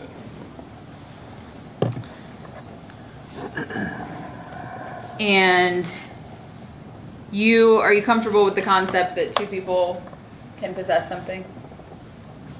Yes. Can two people possess one thing? Yes, they can share, absolutely. Okay. And Mr. Conley, how do you feel about two people possessing something? Well, I think it's possible, yes. Okay. They can. Okay.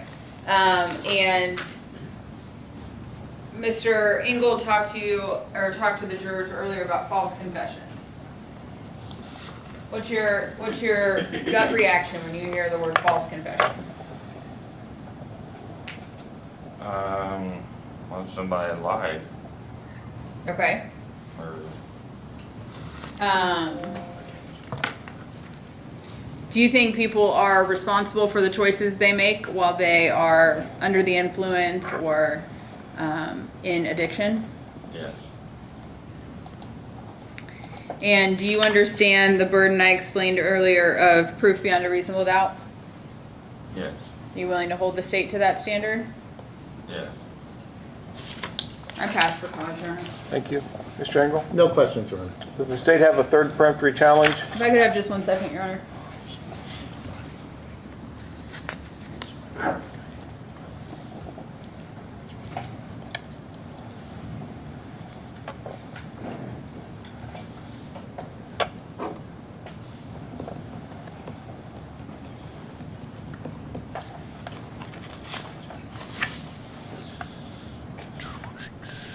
I'm surprised Miss Kirby hasn't been kicked off yet. State would pass. Does the defense have a third peremptory challenge? Yes, we would thank but excuse the person now sitting in seat 12, Mr. Conley. All right, Mr. Conley, you are excused. Thank you for your time. Call name for me, please. Sylvan Gross.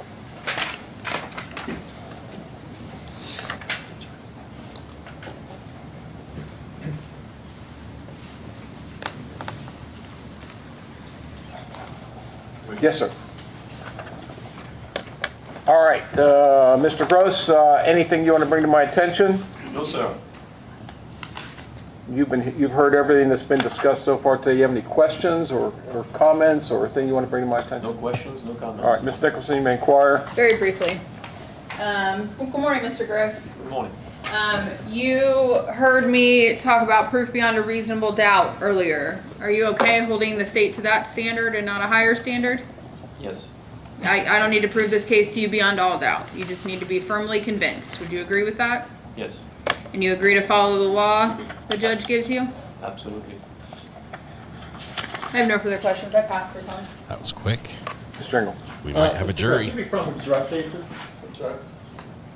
There's strong opinions about it, I guess I should say. I have not personally experienced one, or within the family, so it's more from the outside. Do you believe you'd be able to sit on a case involving allegations of drug trafficking and drug possession? You wouldn't have any problems listening to the evidence in that case? Correct. You wouldn't have any problem holding the state to whether they've actually proven their case and presented sufficient evidence, would you? Correct. No questions. No further. Does the state have a peremptory challenge?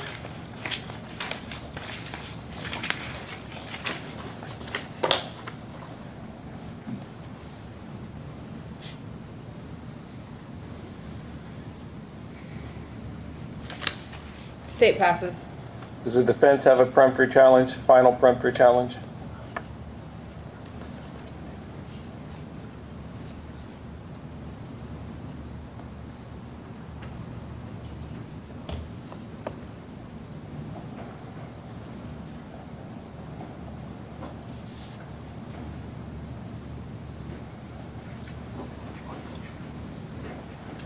We'll thank but excuse Mr. Stallo, please.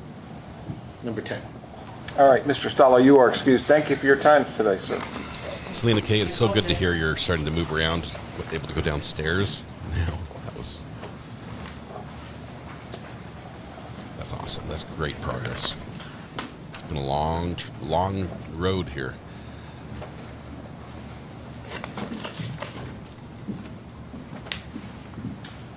Good morning. Good morning. Anything you want to bring to my attention? No, sir. All right, you've heard all the questions that they've asked, and nothing raised a red flag in your mind? No. All right, Ms. Nicholson, you may inquire. Any thoughts about drugs? Other than... I got a lot of thoughts on drugs, yeah. Okay. Do you want me to explain it right now? Yes, Yeah, so I please. teach 7th grade in an urban school district, so I have a lot of students that come from families that have had drug overdoses. It currently affects their education. So that's like an everyday thing that I am aware of, and I go through training and things like that. Okay. Do you have any personal experience in like a family or a friend or anybody? No personal ones. In addiction. And is there anything about your experience with students whose families may be impacted by substance abuse lead you to believe you cannot be fair and impartial in this case? I don't believe so. Do you understand the defendant is presumed innocent as he sits there right now? Of course. And the state needs to present evidence, and the judge will give you the law, and if one proves the other, then you'll find him guilty. I think that's fair stuff. I have no further questions, Pastor Cobb. Mr. Engel? No questions, Your Honor. Thank you. Call me one name for an alternate, please. Deborah Weaver. We're now on to the alternates.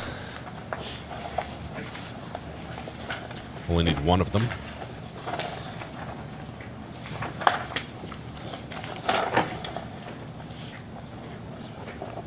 Both sides get a new... I'm going to have you sit in that empty chair up there in the top row for me, please. A new strike, if needed. All right, Ms. Weaver, I've placed you in the 13th chair in the jury box, and I've always, for years, have used the example. Do you watch football? Yeah. Okay, so you understand the role of a backup quarterback.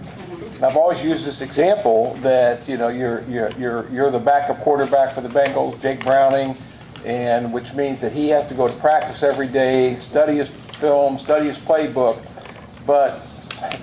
I used to say the reality is that Joe Burrow was going to complete the game, but unfortunately we've seen that sometimes the backup quarterback has to get into the game and play. So he has to be prepared to do that. And that's the role of the alternate. You sit here and you listen to the evidence, you participate fully as a juror, but at the time of deliberation, if these 12 can proceed to deliberations, I will excuse you because you are not permitted to deliberate with the 12. Is that something you think you can do? I've done it before. Oh, you've been an alternate before? Okay, all right, so you can do it. All right, just a couple questions, and you've served as a juror before, and you served as an alternate? Yeah, I've served a grand jury and 2 other cases. Have you ever sat in a petit jury and actually deliberated and rendered a verdict? Yes, yes. Was that a criminal case or a civil case? It was a lawsuit. Okay, a civil case? Okay, was that a good experience? Did you like grand jury or petit jury better? I think the grand jury. It moves a little quicker, doesn't it? Yeah. She's been around a bit. And you also indicated that you were related to or a close friend of someone in law enforcement. Who would that be? Yeah, Brian Kennard, he's a retired sheriff. And then we have a friend in Springboro, but he's retired also. Who would that be? Jeff Piper. Okay, all right. Anything about those relationships that you can't set aside and be fair and impartial in this case? No. Okay. Ms. Nicholson, you may inquire. I have no questions, Your Honor. Mr. Engel? No questions, Your Honor. All right. Would you swear We the jury? have a jury. We Now have a stand jury. and raise your right hand. The others are going to be excused here in just a moment. Do you swear to Imagine. God or affirm under the pains and penalties of perjury that you will diligently inquire into and carefully deliberate all matters between the state of Ohio and the defendant, Jerry Abney, to the best of your skill and understanding and without bias or prejudice? Please say I do. Thank you, Heather. All right, ladies and gentlemen that are still in the gallery, what this means is that I no longer need your services this morning. As you can see, as this process unfolds, the court has no idea how many jurors we're going to go through, how many jurors are going to have It's a 2-day conflicts. trial. And we are required to have enough people back there to make sure we get at least 12 for any criminal case. If we don't have enough, then I have to declare a mistrial and I have to reset the case, and it would take months to get it back on the court's docket. So that's why we bring in more than we actually need. And I apologize. I hope you feel like you were at least part of something and that I didn't waste your time this morning, because like I said, it's just we have to bring in more than we actually need. So you are entitled to stay. We have open proceedings here in the United States. In fact, all of the proceedings of this court are broadcast live on YouTube. So we have cameras all around the courtroom. You guys' faces aren't on the camera, don't worry. But you can actually go to the YouTube channel that we have, and you can actually watch the proceedings live. I say that to say that if you'd like to stay and observe further, you're welcome to, but if you'd like to leave, now would be the time to do it. And you have the court's thanks. McNeely, good to see you, sir. All right. A bunch go out and one comes in. Legally Blonde, welcome. She's right outside the door right now. She didn't bring it out. All right, ladies and gentlemen, we're going to go ahead and take about a 15 or 20 minute break right now. Justin's got some things to show you back. I'm going to have you go back to the jury room. There's some snacks back there, some water. He probably has coffee back there. There's bathrooms, obviously. He's going to kind of show you the ropes back there. When we come back in the courtroom, I'm going to give you a full set of instructions for this trial. But right now, I'm only going to tell you that you are not permitted to discuss the case with each other or allow anyone to discuss it with you or in your presence. That make sense?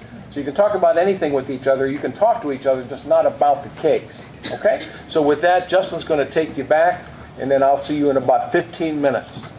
All rise. Follow me.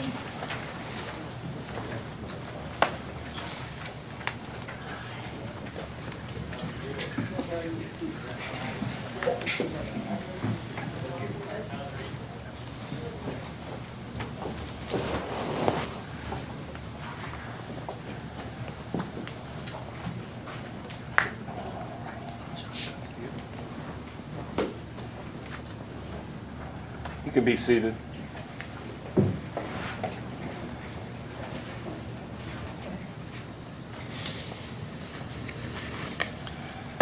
All right, anything, Ms. Nicholson, before we take a break? No, Your Honor. No, Your Honor. All right, very good. Thank you all. So now we're going to break.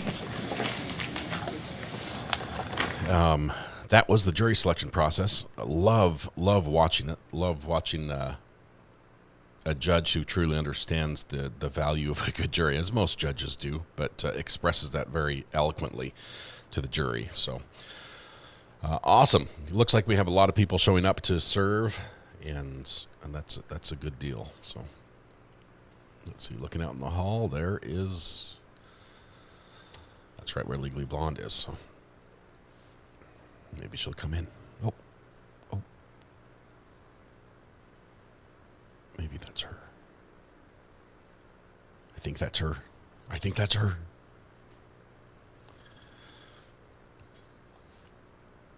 I'm thinking maybe she's sitting off where we can't see her.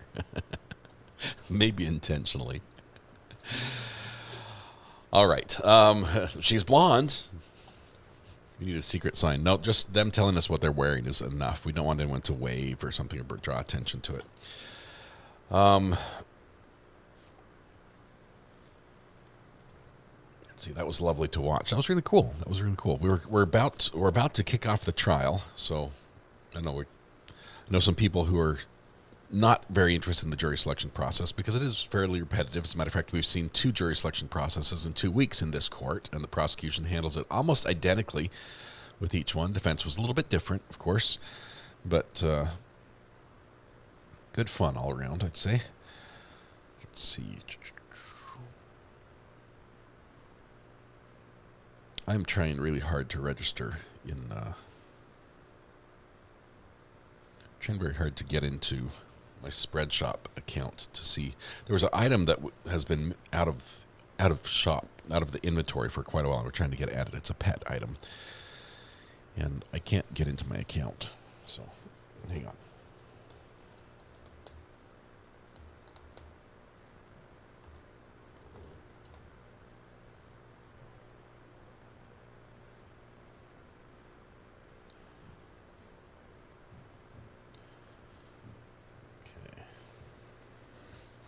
Hopefully that works. It is a Space Force flag. The black one, right? Defendant looks totally different from his arrest. Yeah, his arrest photo doesn't have him in a button-up shirt. It's amazing what a little dress-up can do for somebody.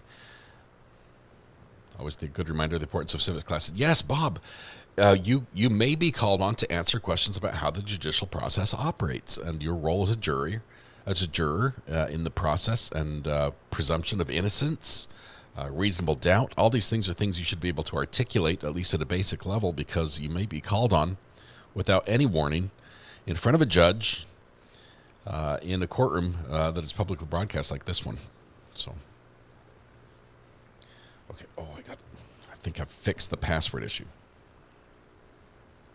Hold, please.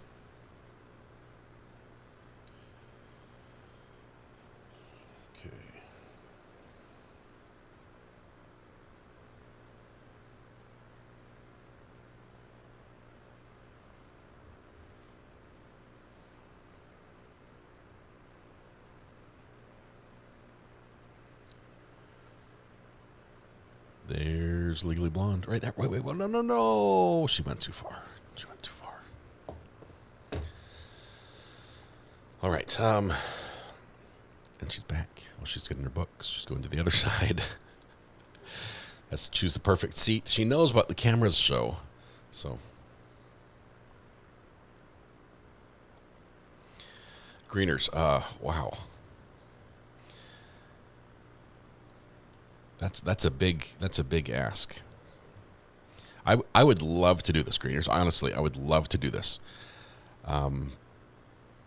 To run a basic, to make a challenge coin, it would cost me $2,500 or so, which is a lot of money. And I need to have a design made that we like. I've had a couple suggestions for designs.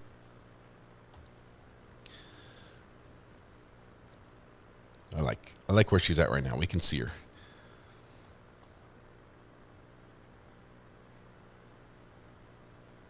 She did say she brought her notebook, so we have a court watcher. What is a challenge coin? A challenge coin looks like something like, well, let me go right here. That's weird. What's doing that? These are challenge coins.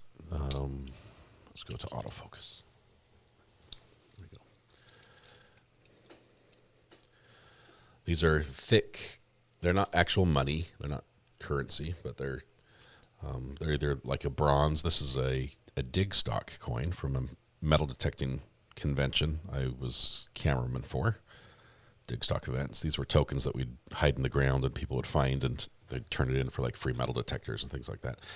Then we've got a bunch of other Civil War commemorative tokens. This is from the Wright brothers. This one here is a sheriff 9/11 commemoration. Never forget. There's that one. This one is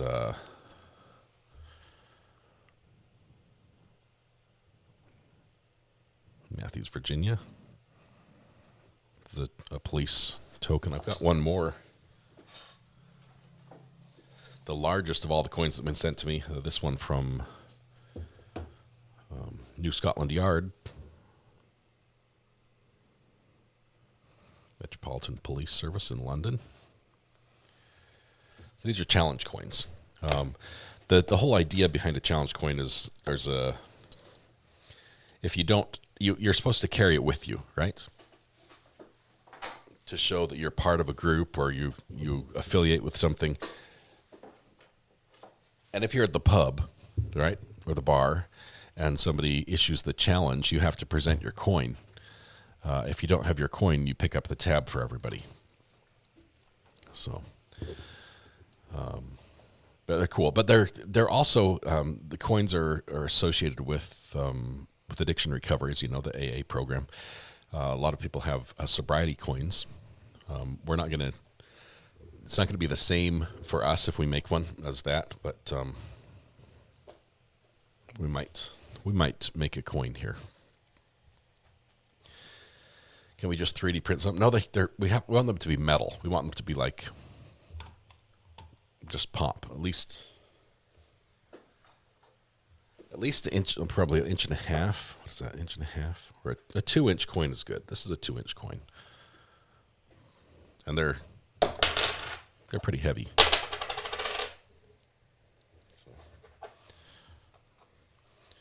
Want them to be heavy. Can we do pogs if they're cheaper? No. If we do anything, it'll be a coin. And then we could either find something that we give them away for, or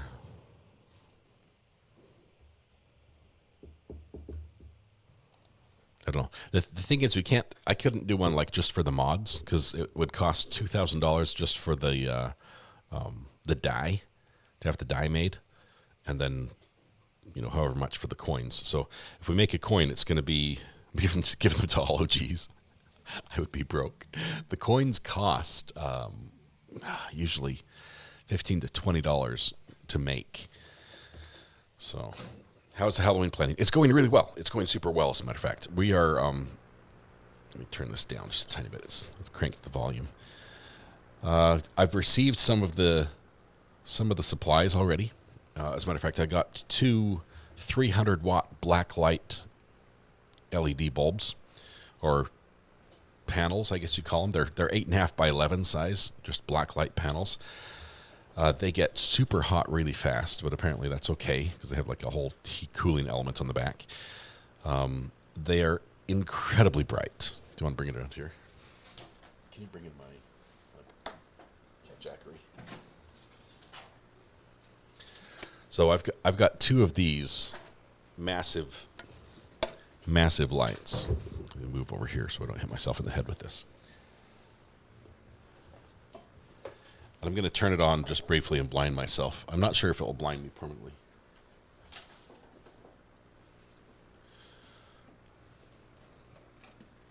this might completely blow out my green screen here, but they're bright. I mean, like super bright. This will light up. One of these would light up probably a 40 by 40 square foot area, and anything neon in that area would glow really brightly. Can you turn the switch on for me? Like this. So, no, it's down on the cord. On the cord. There you go. Well, you can't see that because my other lights are on, but neon just glows really, really bright. Yeah, now I can't see. Thank you. Anyway, so we've got 2 of those. We have our crime scene tape. Yeah, the breakout hoodie would... Wow, that was bright. The breakout hoodie would be absolutely amazing under a black light. It would really pop.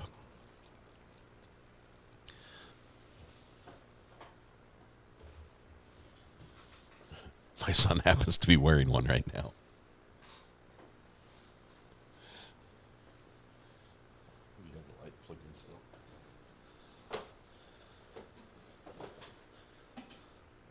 Yeah, the black light just, you can't tell because of my daylight, but it's really bright. Hey, look, there's an evidence bag. Officer brought an evidence bag. I'm picking some of those up as well. Let's see. I've calculated the size. Who said that? Who said that? That was really funny. Where did that go? I've calculated the size of Aria's studio by the amount of stuff he has within arm's reach. It's massive. No, it's not. As a matter of fact, my studio is, I believe it's 12 feet by 14 feet. Which happens to be the size of all the rooms in my house. Every room is that size, except for the bathrooms, which are much, much smaller.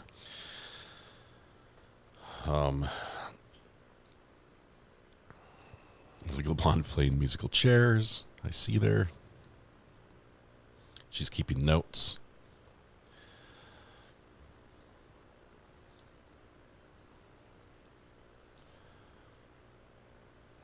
What about using latex gloves for your treats? We're not just using latex gloves. We're also using Tyvek suits, like the full paper hood suits as well, with probably just safety glasses instead of like the goggles, because those just aren't comfortable to wear. But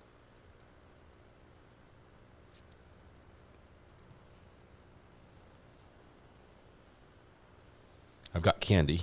This is a 2-day trial. At most.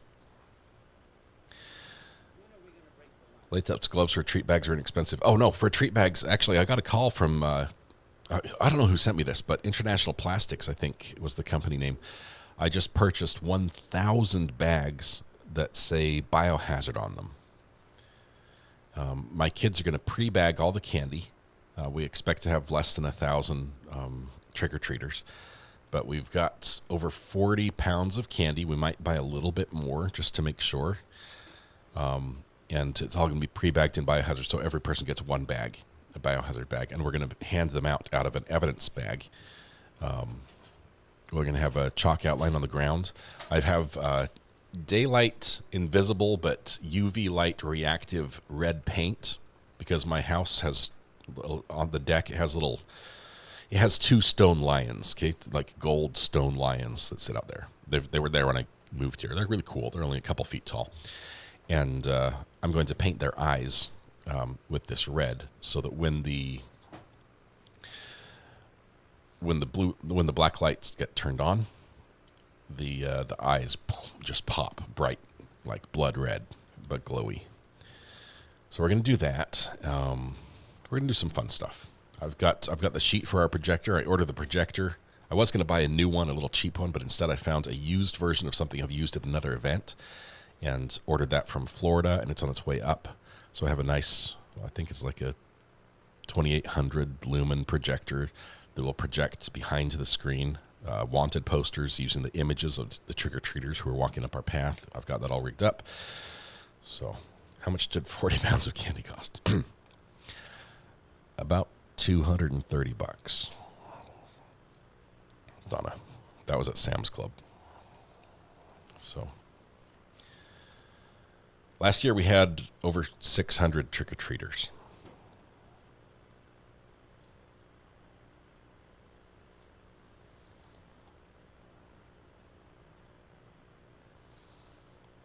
Greeners. Brewers are like 10 wins away from winning and also go splurge on the candy. Yes, Legally Blonde. There in the background. Smiling, happy.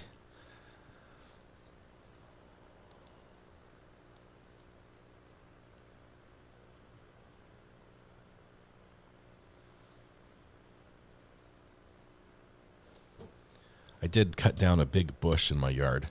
I left a big dirt mound, which I hope to put a couple headstones on, because I don't have time to plant. It's too late in the year to plant something, so it's just going to be dirt, and so we'll put some headstones on that to make it look like they're freshly dug graves. Kimar says, let's buy more candy for the candy fund and treats for your kids. I think the kids will be eating. I will be streaming it, yes, live on the 31st. We'll probably have at least a 3-hour live stream. And we'll show you what's happening. Of course, I'll have my sound system set up and some hidden microphones and some funny audio effects, and a remote control on the black light so I can turn them on and off, and it'll be good.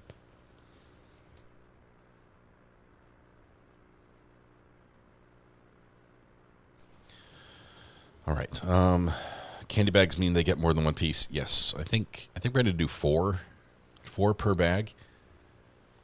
And we've got every type of candy you can imagine. All right, we're back in court.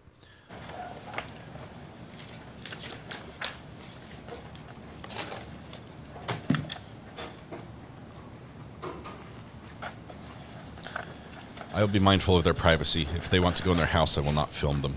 But in the United States, if you're in public, I can film you. That's the law. So I won't be broadcasting their images on the live stream. As far as the wanted poster, that will just be for them to see. But you'll be able to see everyone in costume, and they're all in costume. So, oh, yeah, we're good. Not just my neighborhood, but the 2 cities and more around about come to my street to trick or treat. This is the place to go.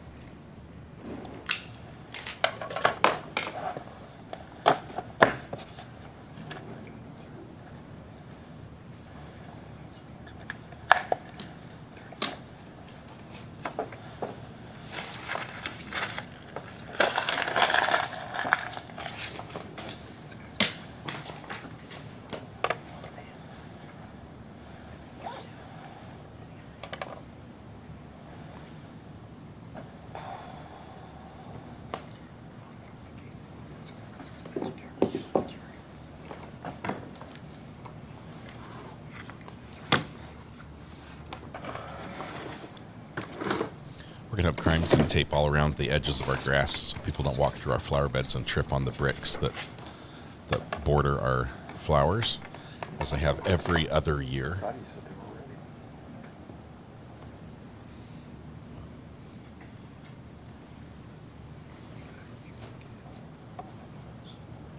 All rise.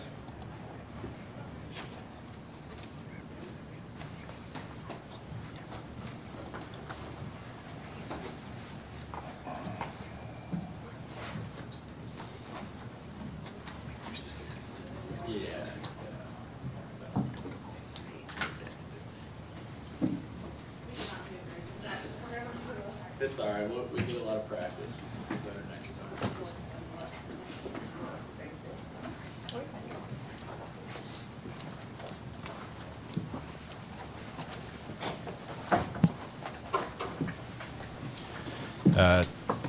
When Thank you. Please be seated. when you're too proud to say trick or treat, you don't get candy anymore. But as long as you still are a kid at heart, you get candy here. All right, before we go any further, I want everyone to sit back, take a deep breath, and relax. Jury service is a little strange, so a short explanation is in order. Like most things in life, a trial is governed by certain rules. The participants in this room must abide by those rules. The parties, the witnesses, the attorneys, you and I are bound by the rules as well. Now, the lawyers will be presenting evidence through the questioning of witnesses. This must be done in accordance with the rules of evidence and procedure. One of my jobs is to enforce those rules and to determine what evidence may be admitted for your consideration. Your job is to determine the facts and apply those facts to the law. You are the sole judges of the facts, the credibility of the witnesses, and the weight to be given to the testimony. Later, I will instruct you regarding all the law that applies to this case, and you will apply that law to the facts as you decide them. It is your sworn duty to accept the law as given to you by the court. Now, the case before you began with the filing of an indictment. The indictment informs the defendant that he's been charged with crimes. In this case, the defendant, Jerry Abney, is charged that he did knowingly prepare for shipment, ship, transport, deliver, prepare for shipment, ship, transport, deliver, prepare for distribution, or distribute a controlled substance when the offender knows or has reasonable cause to believe that the controlled substance is intended for sale or resale by the offender or another person, and the drug is involved is any compound, mixture, preparation, or substance that is a Schedule 1 or 2 drug, to wit, methamphetamine. He's further charged that he did obtain, possess, or use a controlled substance included in Schedule 1 or 2, to wit, methamphetamine, in an amount that equals or exceeds 100 times the bulk amount. He's further charged that he did knowingly obtain, possess, He's further charged that he did knowingly acquire, have, carry, or use a firearm when he was under indictment for or had been convicted of a felony offense of violence. He's further charged that he did knowingly carry or have concealed on his person a handgun ready to be used. It is further charged that he did knowingly transport or have a loaded firearm in a motor vehicle in such a manner that the firearm was accessible to the operator or any passenger without leaving the vehicle. Now, there are specifications to each of these counts and additional findings. A specification or an additional finding is simply an additional finding of fact that you, the jury, must make during your deliberations. And I'll explain all those specifications and instructions to you at the close of the case. All of these alleged offenses are said to have occurred on December 4th, 2024 in Warren County, Ohio. The allegations are all in violation of the Ohio Revised Code, and I'm having trouble speaking this morning, and against the peace and dignity of the state of Ohio. Now, you may not consider that the indictment was filed for any purpose. The defendant has entered a plea of not guilty. A plea of not guilty is a denial of the charges and puts at issue all of the essential elements of the crimes charged in the indictment. And I will explain those elements to you in more detail at the close of the case. This is a criminal case, and in a criminal case, the defendant is presumed innocent until his guilt is established beyond a reasonable doubt. The defendant must be acquitted unless the state presents sufficient evidence that convinces you beyond a reasonable doubt of every essential element of the crimes charged in the indictment. Reasonable doubt is present when you, after having carefully considered and compared all the evidence, cannot say you are firmly convinced of the truth of the charges. It is a doubt based on reason and common sense. Reasonable doubt is not mere possible doubt, because everything relating to human affairs or depending on moral evidence is open to some possible or imaginary doubt. Proof beyond a reasonable doubt is proof of such character that an ordinary person would be willing to rely and act upon it in the most important of the person's own affairs. Now, many people get an impression of how a trial works from watching TV. In this trial, obviously, it'll take us longer than just an hour to finish, and the trial may not be as dramatic as what is seen on television. TV is for entertainment purposes. Here in real life, a trial proceeds in a certain order. We've just completed the first stage of selecting a jury, called voir dire. The second stage of the trial includes the opening statements. Opening statements are not evidence, but are merely designed to assist you, the jury, in evaluating the evidence. The opening statement should give you an overall picture of what each side thinks the evidence will be. The state will then present evidence to you, and at the close of its case, the defense has a right to present evidence to you if he chooses to do so. If the defendant does not present any evidence, you are not permitted to consider that for any purpose. If the defense does present evidence, the state may present rebuttal evidence. After you've heard all the evidence, each side will have a chance to give closing arguments. Closing arguments, like opening statements, are not evidence, but are designed to give you, the attorney's views of what they think the evidence has shown for your consideration. After the closing arguments, the court will then instruct you on the law applicable to this case. Now, during the trial, I may sustain or overrule an objection. You are not permitted to draw any inference for or against either party from any question that the court does not permit to be answered. The court rules on the admission of evidence. Since you do not know the answer to the question, to speculate on what the answer might be is only to invent evidence and would be unfair to the parties. It is the duty of the court to require counsel to abide by the rules of evidence and procedure. You are not permitted to draw any inference for or against any party because of how I rule on an objection, or for any admonition of the court to counsel regarding their conduct during the trial of this case. Now, as has been discussed, there are two types of evidence, direct and circumstantial. You may consider both direct and circumstantial evidence. It is your responsibility to decide from all the direct and circumstantial evidence taken together whether the state has proven all of the elements beyond a reasonable doubt. Direct evidence is the testimony by which given by a witness who has seen or heard the facts about which the witness testifies. It includes any exhibits admitted into evidence during the trial and stipulations that you were instructed to accept as fact. Circumstantial evidence is the proof of facts or circumstances by direct evidence from which you may reasonably infer other related or connected facts that naturally and logically follow according to the common experience of people. Direct evidence and circumstantial evidence are of equal weight. Direct evidence and circumstantial evidence possess the same probative value. In some instances, certain facts can only be established by circumstantial evidence. A conviction based solely on circumstantial evidence is no less sound than a conviction based on direct evidence. Now, the example that I like to give to try to differentiate between direct and circumstantial evidence, you've heard, let's say the question for you to decide, as Ms. Nicholson indicated, is it's raining outside.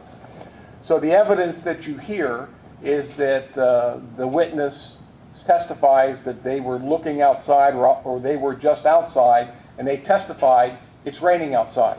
That would be direct evidence because they saw they saw what they saw was raining outside and they testified to that fact. But let's say the witness was in a room like this where there were no windows and no visibility of the outside, and they testified that they could hear claps of thunder and that they could hear the patter of rain on the roof. From that evidence, that direct evidence of what they saw and heard, you could infer that it's raining outside, okay, from the common experience of people. Now, as a judge, I have two jobs. One is I sit like an umpire in a baseball game calling balls and strikes, and that is the court ruling on the admission of evidence. Throughout the trial, you will see the attorneys object to questions or to the admissibility of evidence. You may also see them make arguments concerning these objections at the bench at what's called a sidebar conference. These are matters of law that the court must decide outside the hearing of the jury. From watching television, you may have the impression that if an attorney objects, that attorney is trying to hide something. Attorneys have different interpretations of the law, and an objection is merely a way to call their interpretation to my attention for a ruling. The rules we follow are designed to provide procedures so that you may determine the truth of what happened here and reach a just result. The second job that I have is to explain to you the law that applies to this case. That's the jury charge or jury instructions, and I will give those to you at the close of the case. Now, timing, we talked about it a little bit in voir dire. I do try to start when I say I'm going to start. We start in the morning, typically about 9. We'll take a mid-morning break. We'll have a full hour for lunch. Usually it's going to be between 12:30 and 1:30 because I have a 1 o'clock docket. And then we'll take a mid-afternoon break and try to wrap things up around 4:30, 5 o'clock. I do like to keep things moving at a pretty decent pace, but the presentation of the witnesses and the evidence will control the docket to some extent. It is important for you to be fair and attentive throughout the trial. You are not permitted to discuss the case amongst yourselves or with anyone else. Do not permit anyone to discuss it with you or in your presence. Do not form or express any opinion on the case until such time as I submit it to you for deliberation. You will receive the opening statements, the evidence, the final arguments, and the instructions of law in that order. It would be unfair to discuss the case amongst yourselves or begin to form opinions about the case before you receive everything necessary for an informed decision. When the trial is over, you will be released from this instruction and you will be free to discuss the case and your experience as a juror with anyone you'd like to, but you're not required to do so. Until that moment, control your natural desire to discuss the case. Do not talk with the attorneys, parties, or witnesses during the trial. Likewise, the participants in the trial must not talk with you. If anyone should attempt to discuss the case with you, report the incident to Justin or to Pam immediately. We impose this restriction to protect the integrity of the system. If you were seen talking to one of the attorneys or witnesses, even about a matter unrelated to the trial, an observer may assume that you were discussing the case and the appearance of a fair trial would be compromised. Many of you may be familiar with or users of social networking sites. You are not permitted to post any aspect of the case during the trial. It doesn't prevent you from going on Facebook and scrolling and talking to your friends, but you're simply not allowed to discuss or post anything about the case. You're also not permitted to investigate or obtain any additional information about the case on the internet or from any other source. It would be highly improper for you to attempt to do so. Any violation of these orders may require a new trial and that would be expensive for the parties and may require a finding of contempt or possible criminal prosecution for anyone involved. Now, I will attempt to remind you of these instructions at each break. However, if I overlook to give them to you prior to the break, they do apply to your conduct throughout the course of the trial. If during the trial you have a personal issue that arises, explain the matter to Justin or Pam and they will inform me immediately. Now, each of you have been given a notebook. You are permitted to take notes. Those notes must remain here at the courthouse. You will also be permitted to ask questions of the witnesses. Each of you have been given index cards, and at the conclusion of the attorneys examining the witness, I will ask each of you to write down any question that you have of this witness. Everyone must turn in a card. Do not put any identifying information on the question or on the card. If you don't have a question, just simply put none or no questions. Do not discuss or display any proposed question that you have with any other member of the... Wow. Internet just dropped here.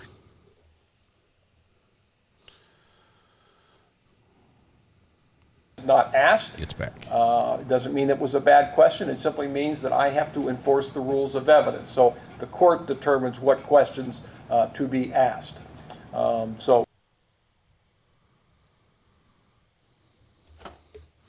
not permitted to hold it against either party because your question wasn't asked. Okay, is that working for everybody? I will then read the questions to the witnesses who will answer the questions, and the attorneys may have follow-up questions after that. Now, sometimes you may have noticed it's in my nature to inject some humor or levity into the situation where appropriate. I do not do this to make light of the solemnity of these proceedings or to demean the importance of the case in any way, but I believe it helps put people at ease in an unknown and sometimes uncomfortable situation. Now, the attorneys are going to give opening statements. Ms. Nicholson, how long? Very, very brief. All right, thank you. Very brief. Your Honor, before the prosecution starts, I don't see anyone here, but we would ask for separation of witnesses. It's granted. Thank you.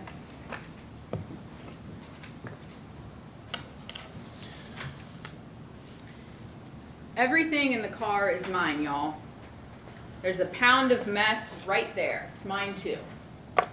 Everything is mine. All of it. It's all mine. I swear to God, it is. Just that gun, and there's a pound underneath my feet. That is what the defendant, Jerry Abney, told Trooper Justin Valentine on December 19th of 2024. That's the false confession. And those words out of the defendant's own mouth tell you everything you need to know about this case. On December 19th, 2024, Trooper Justin Valentine observed a vehicle commit multiple traffic violations and initiated a traffic stop at Carlisle High School. When Trooper Valentine approached the vehicle, he observed two passengers. the driver, Molly Wilson, and her passenger, the defendant, Jerry Abney. As Ms. Wilson opened the glove box to provide proof of registration, there was a gun, a Taurus, in plain sight. At that time, for officer safety, both occupants are asked to step from the vehicle. Taurus is a brand. As the defendant, Jerry Abney, is exiting the vehicle, he indicates that everything in the car is his. He tells Trooper Valentine that there's a large amount of methamphetamine, and he takes ownership of the firearm found in the glove box. Trooper Valentine proceeds to search the vehicle and locates, in fact, a large bag of a crystalline substance that he knows to be consistent with methamphetamine under the passenger seat, where the defendant was sitting. Further, concealed behind the glove box, Trooper Valentine finds a second firearm, a Ruger.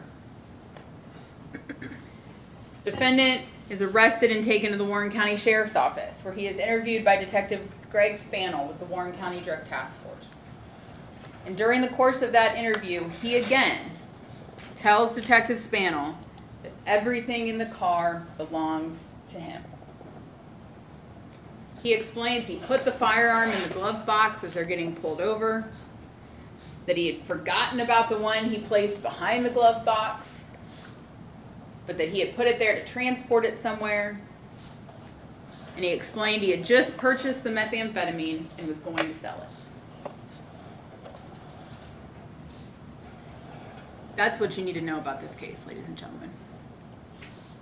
The crystalline substance was tested by the Miami Valley Regional Crime Lab and was determined to be just over 444 grams of methamphetamine, which is a Schedule II substance. The firearms were both determined to be operable by an analyst at the Miami Valley Regional Crime Lab. I'd like that job. Based on those facts, the defendant is charged with 5 counts. Aggravated trafficking in drugs, where the state must prove to you that the defendant knowingly prepared for shipment, shipped, transported, delivered, prepared for distribution, or distributed methamphetamine when he had reasonable cause, knew or had reasonable cause to believe the meth was intended for sale or resale by either himself or another person. Aggravated possession of drugs, where the state must prove to you that the defendant was in possession of methamphetamine, a Schedule II substance. Having weapons under disability, where the state must prove to you the defendant knowingly acquired, had, carried, or used a firearm when he had been convicted of a felony offense of violence. Carrying a concealed weapon, where the state must prove to you the defendant knowingly carried or had a handgun concealed on his person or ready at hand. And improper handling of a firearm in a motor vehicle, where the state must prove to you that the defendant knowingly transported or had a loaded firearm in a motor vehicle in such a manner that the firearm was accessible to the operator or any passenger without leaving the vehicle. And in addition to those 5 charges, as Judge Teat mentioned, you will be asked to consider additional findings related to the weight of the methamphetamine, specifications related to the weight of the methamphetamine, and specifications related to the presence and possession of the firearms found. Ladies and gentlemen, this case is not complex. Listen to the evidence presented. Listen to the defendant's statements. They will support each other. And based on that, at the conclusion of this case, the state is going to ask that you hold the defendant accountable for his conduct on December 19th of 2024, and as to all counts of the indictment, find him guilty. Thank you. Mr. Engel? Let's hear what defense says. Cast doubt on the investigation, false confession. What's the approach? Counsel, may it please the court. Good members of the jury. There's a famous quote from Miles Davis, the jazz musician. He said, "It's not the notes you play, it's the notes you don't play." And what he meant by that was that when you listen to music, and particularly when you listen to jazz, it's important to pay attention to what the person doesn't do. Because a false note, or a missing note, or I should say, a note in the wrong place, can ruin the whole atmosphere, can ruin everything. Why do I mention that? Because the evidence in this case, I'd suggest to you, is, as the prosecution says, not complex. But that doesn't mean that the job was done. What I want you to listen for in the evidence in this case is not simply that there was a traffic stop, there were some drugs in the car, and the defendant says they were mine. But think about what evidence, because there's another person you'll hear in the car. The driver of the car is a woman named Molly Wilson. Molly owned that car. Molly was driving her car that night. And I don't want to tip my hand too much as to what you're going to hear about Molly. But what you're going to have to decide is, was this the defendant's drugs and gun, or Molly's drugs and gun under the seats of the car, in the glove box of the car? I don't want to tip my hand. He's playing cagey And with when you look at evidence in an opening statement. Think of that Miles Davis quote. Think about whether you are going to hear evidence of a situation where the police pull up, the defendant, perhaps to cover for his girlfriend, says, yeah, everything's mine. That happened. You're going to hear that. You're going to see the videotape of that. We're not hiding that. But what then you're not going to hear is what should have happened next. You're not going to hear about a trooper who makes any effort to see whether that statement made by someone who may be covering up for someone else, who may be under the influence of drugs, who may have some other reason to make that statement, whether that statement can be corroborated. You're not going to hear about fingerprint evidence. You're not going to hear about DNA evidence. You're not going to hear about residue on the guns. You're not going to hear about fingerprints on the guns. You're not going to hear anything. Those are the missing notes. That's what's not there. And in order for you to believe the state has proven their case beyond a reasonable doubt, you should focus on the evidence that you're going to hear in this case that corroborates the statements of the defendant. They want you to take, they're going to ask you to do two things based on this evidence. They're going to ask you to take the defendant at his word. And they're also going to ask you to say, he is a drug trafficker, a major drug trafficker. So they want you to believe the words of a major drug trafficker, a person who they claim is a major drug trafficker, without corroborating what he said. That's what you should pay attention to in this case. That's what the evidence is going to be, not what was done and what happened, but what didn't happen. Because that is the obligation before you are asked to put your name on a verdict of guilty.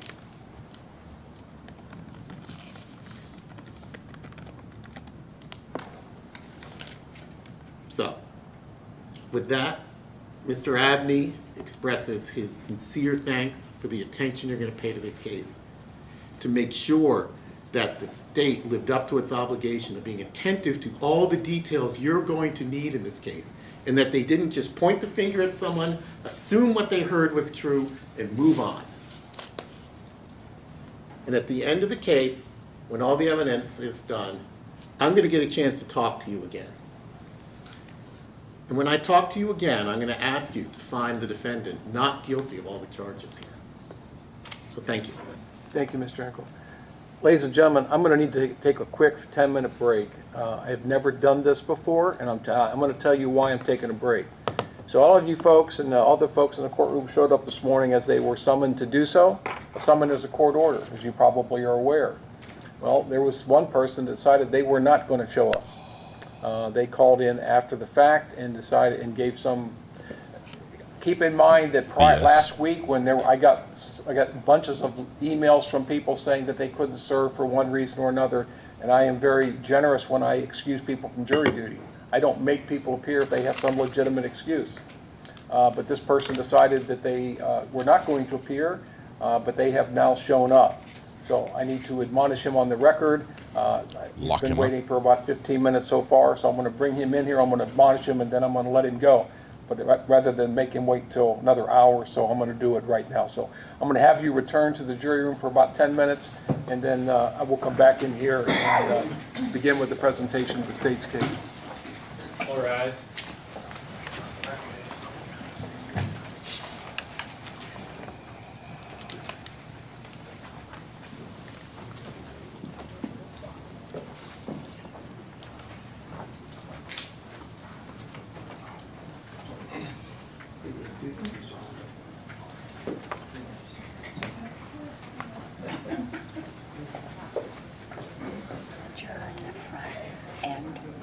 Defense wants to know who Legally Blonde is.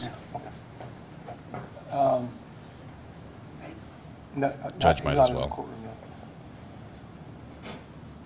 Do you want me to get in? Yeah, Mr. Mascom. They're like, was it you? And they're like, no. Legally Blonde's like, I was not the juror. I'm here and I don't have to be.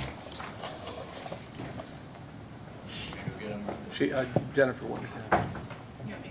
No. Approach the podium, sir.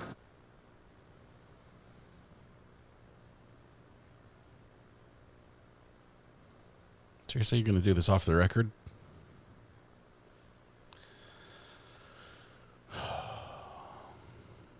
Glasses off.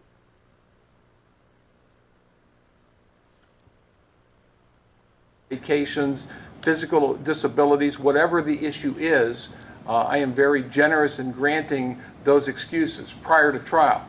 However, you made no effort last week prior to the call-in to contact the court to give whatever your reason is, and your reason is that your attorney told you that you didn't have to appear. Well, your attorney is wrong. A summons is a court order ordering you to appear. I had 30 other people that showed up that weren't previously excused, and there's simply no excuse for that. You are required to follow the court's orders. Do you understand me, sir? Yes, sir. Is there anything else you want to say for the record?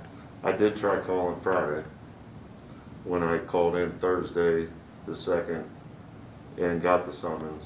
I tried calling in to tell them what my problem was. There's a specific procedure. All you had to do was send an email to Ms. Yazel and to the jury commissioner. So all you had to do is send her an email that says, I'm on workers' compensation, and I can't, and my attorney says I shouldn't appear. If it's I'm guessing he's talking about not your physical disability, but rather you receiving payment for serving. I'm guessing that it was the payment for that. To me, I've never heard that excuse before, and I'm telling you that doesn't hold water with me, because you don't have to accept the payment, but you're physically capable of sitting and listening to evidence. So, I have medical.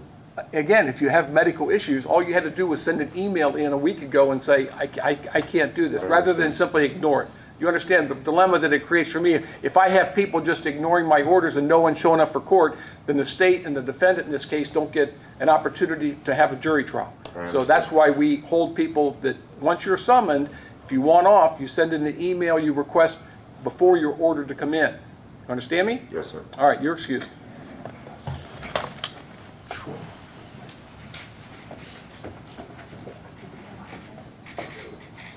Judge, it's Judge. Can I run the bathroom real quick?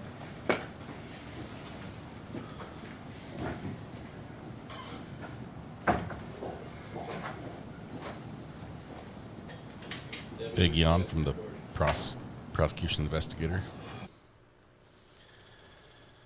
All right, hang on.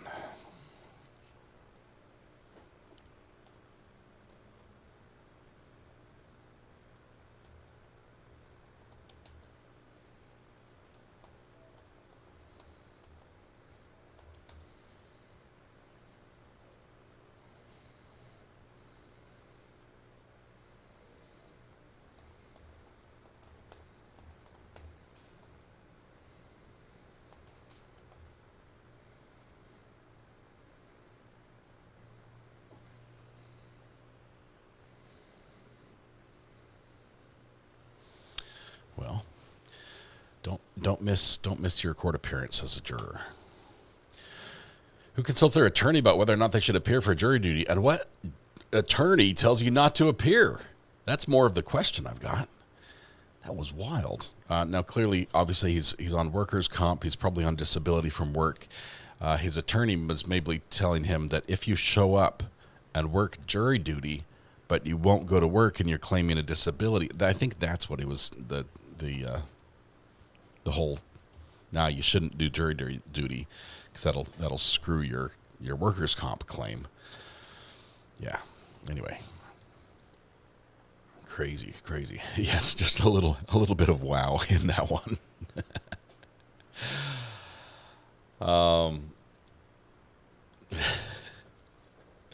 Just wanted to check in. You're doing great, Legally Blonde. Thank you so much for being there. Do all Americans have a lawyer?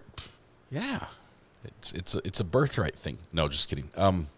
No, but a lot of people do. A lot of people have need for legal representation for one reason or another.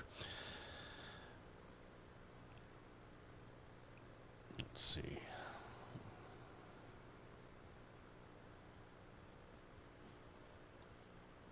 You should have responded, yeah, especially when they're given the instructions on what to do.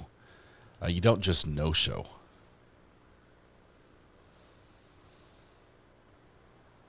It was probably his disability lawyer, right? Most likely for his claim.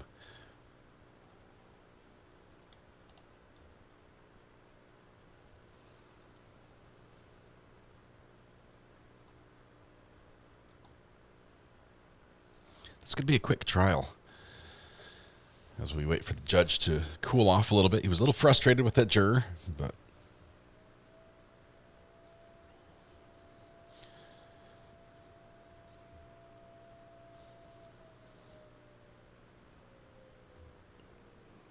okay, there we go.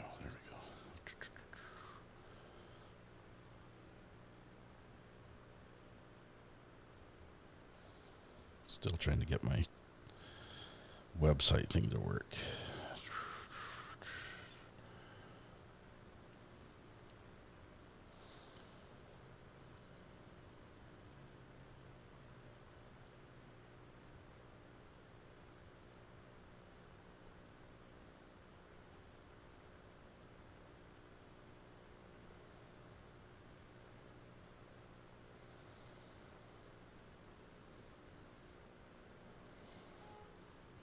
Okay.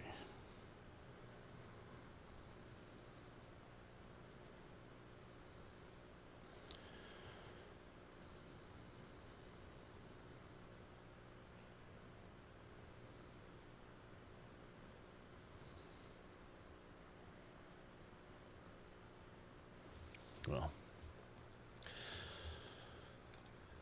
no. We tried to keep a low profile in court.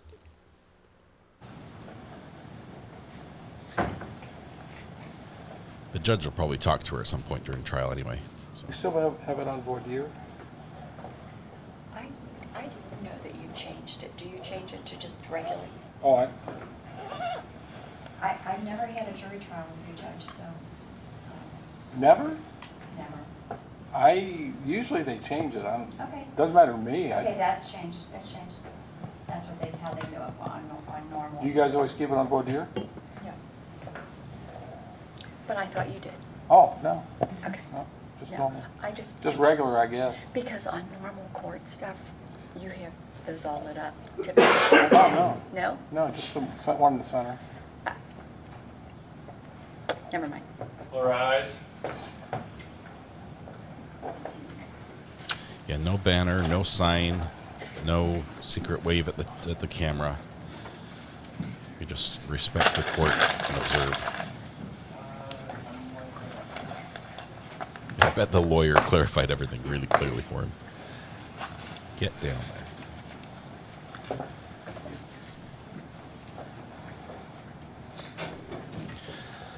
All right, we're about to start the evidence. Again, ladies and gentlemen, I apologize for the interruption, but I felt like I needed to deal with that.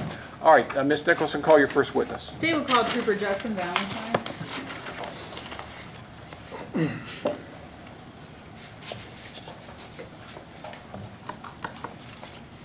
then just hang out, Justin. Raise your right hand. You swear affirm the testimony you give in these proceedings to be the truth, the whole truth, and nothing but the truth, so help you God? I do. Good, have a seat.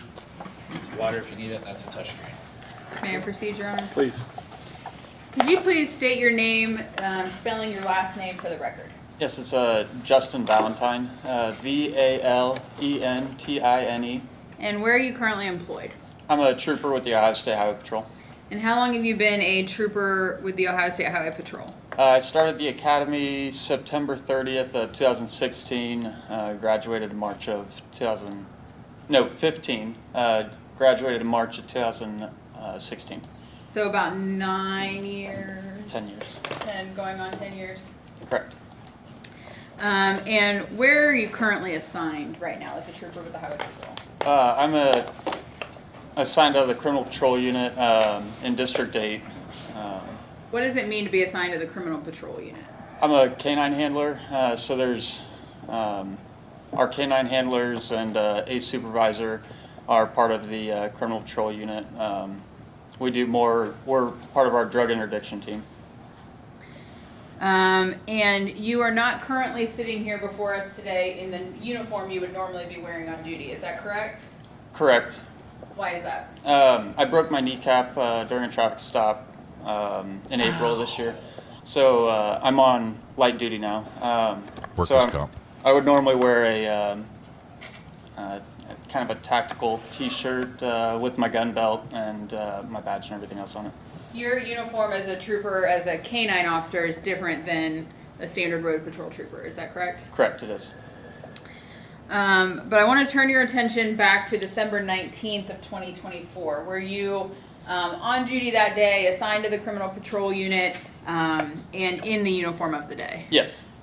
And did you have occasion to conduct a traffic stop on a Honda on the evening of December 19th of 2024? Yes, I did. Had you been asked to keep a lookout for that vehicle? Correct. Who asked you to do that? The Warren County Drug Task Force. And is that standard in your role as a trooper assigned to the Criminal Patrol Unit, that you often work closely with the Warren County Drug Task Force? Yes, we actually work in the building of the Warren County Drug Task Force, so we work hand in hand with them all the time. So you were advised to be on the lookout for a Honda. Did you observe that vehicle? Yes, I did. Where did you first observe that vehicle? On Jamaica Road. Farmington. And did you follow that vehicle for a period of time? Yes, I did. And what observations did you make about that vehicle's driving as it operated on the roadway? Yeah, as I caught up to the vehicle, I observed it drive over the center line. I believe it was a double yellow for most of the time, but over the center line of the roadway on multiple occasions. I also believe that it was driving above the posted speed limit of 55 miles an hour, but I didn't get an exact pace on it as I was trying to catch up to it for a bit of it. Okay, and you said pace. What does it mean to pace a vehicle? To pace a vehicle would be to check my speed, make sure that my speed is constant behind that vehicle, match the speeds for at least a quarter of a mile. Then I could look at my speedometer. I could also activate my radar, my front-facing radar, to check the speed, my speed against the patrol speed of the radar, to make sure that both the speedometer on my vehicle matched the front-facing. But you didn't radar. have an opportunity to do all of that as you're following this vehicle on Jamaica Road? I did not, no. Can you describe what, for those of us that are unfamiliar with Jamaica Road, what kind of roadway is it? Is it 4-lane, 2 lanes, straight, curvy? It's a 2-lane, so one north, one south. And is it a pretty curvy road? For the most part, it's fairly straight. Rural, there's cornfields on either side. However, when I was catching up to it, I did know of a large S turn coming up in the future. It's a big left and a big right. Okay. And did you initiate a traffic stop based on your observations of the vehicle driving? Yes. And was your cruiser that you were operating at the time on December 19th equipped with a dashboard camera? It was. And did it record the traffic violations that you observed prior to the stop? Yes. Have you reviewed that video? I have. And is it a fair and accurate representation of what you observed on December 19th, 2024 prior to stopping the vehicle? Yes. Your Honor, at this time, permission to place State's Exhibit 17. No objection, Your Honor. All right, proceed.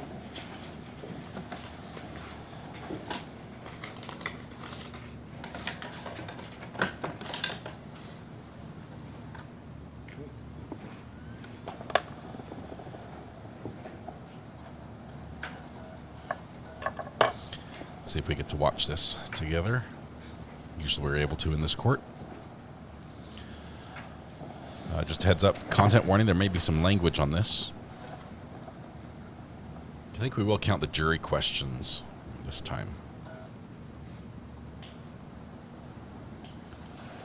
More stained glass, courtesy of the prosecutor. Ooh, that was it. No, bring us back. Bring us back. There we go.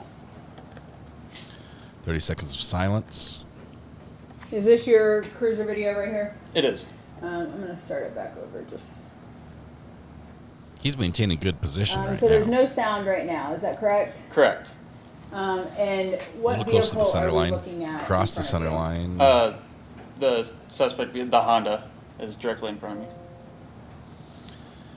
And are these the Cross. occasions you see it go over the center line? They are, yes. That's barely.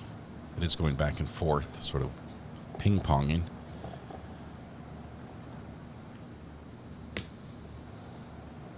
Ooh. Edging over to the middle.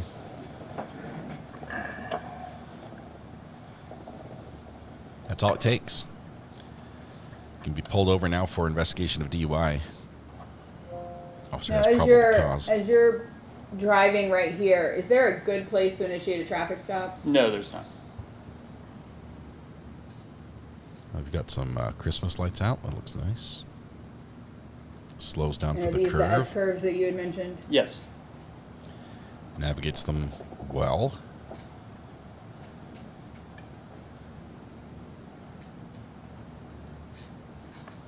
Works his way through the chicanes. Keeps it between the lines. No. It's a little tiny improper lane position. Ooh, it's coming close to the white line, but not.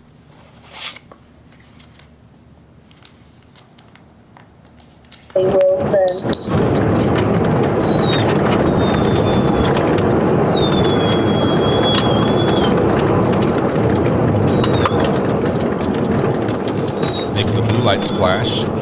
Turn on the spotlight. I'm jumping off this radio. Is that the dog? Stand by, we're slow stuff. Dog wants to play. Maybe turned into the high school. 97411. We might be pulling into the Carlisle High School.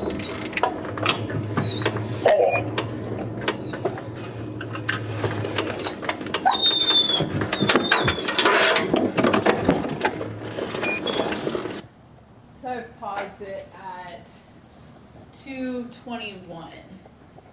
Did that fairly and accurately represent what you observed and why you pulled the vehicle over? Yes, ma'am. And they pulled it in, that vehicle pulled into Carlisle High School, correct? Yes. Is that located in Warren County, state of Ohio? Yes. And you followed the vehicle for quite a period of time, little over, between a minute and a half. Why was that? Why did I follow them? Why did you not pull them over when you're on that skinny 2-lane road with no berm? I think that you just answered it because it is a skinny 2-lane, and I did know about the S-curve. That means it's I'm a leading familiar with question. the area, and I knew that it was going to open up here in a little bit. So instead of putting it on the side of the shoulder that kind of had a little bit of a dip, or in somebody's driveway, it's easier to wait until the road kind of opens up. Okay. After this, you pull them over. Do you approach the vehicle? Yes. What happens when you approach the vehicle? How do you approach the vehicle? I typically try to make passenger side approaches, so I did that. I walk around the back of my car so I don't walk in front of my lights, make a passenger side approach to the vehicle. And when you approached this vehicle, were you able to tell how many occupants there were? Yes, there's 2.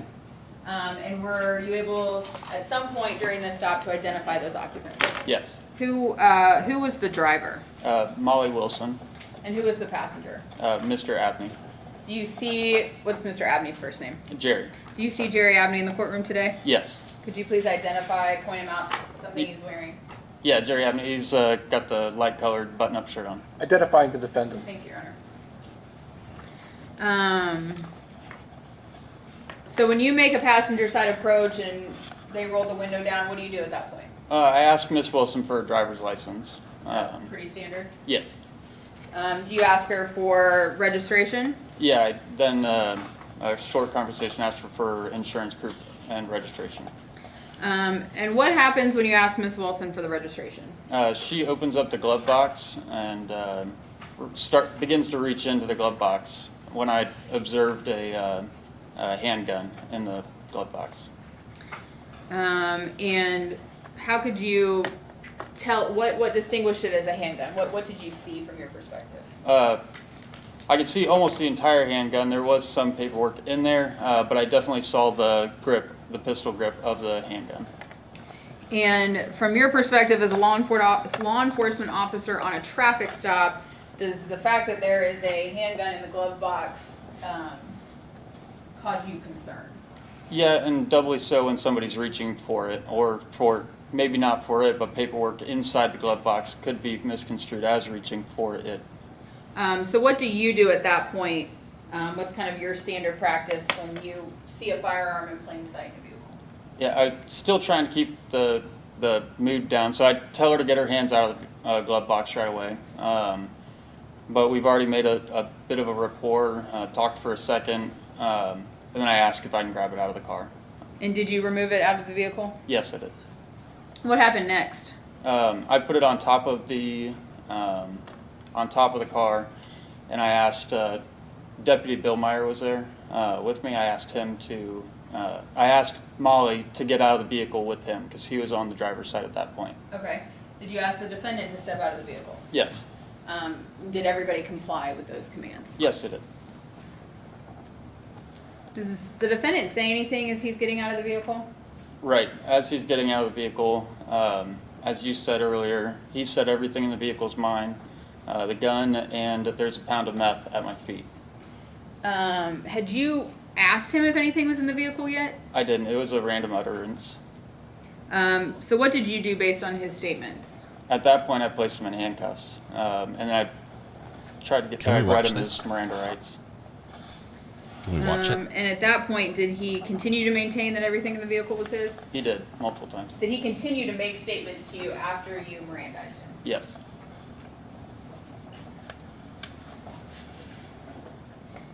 Did you search the vehicle?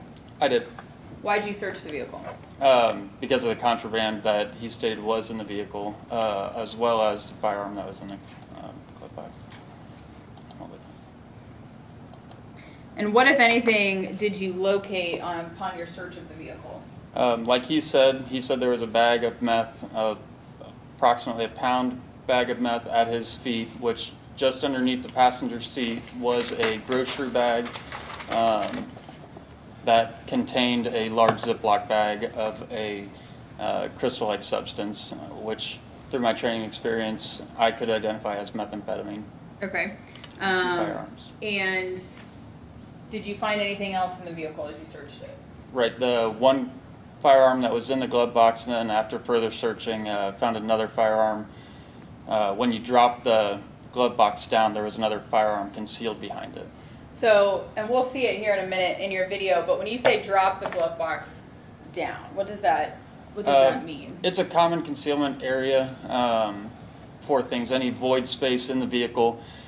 Dropping the glove box down is when you open your glove box, you've got a compartment there. That whole drawer or shelf can come down, which leaves you access to the back of the, what's behind there, which is typically where your in-cabin air filter will be, but there's a large void space there. And so you said that's a common concealment place. Approximately how many vehicles do you think you searched? Hundreds, And have you found contraband located behind the glove box before? yes, Is that a standard place, in fact, that you search during a vehicle search? yes.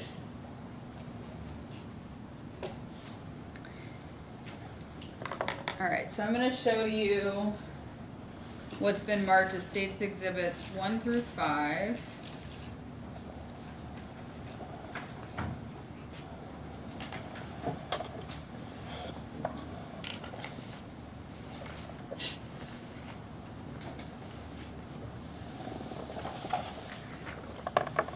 May I approach, Ron? Yes.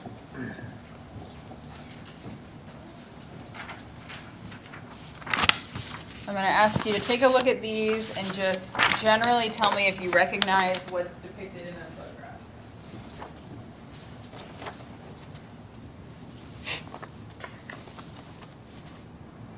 Yes. And generally, what do those photographs depict? These are the firearms in the vehicle.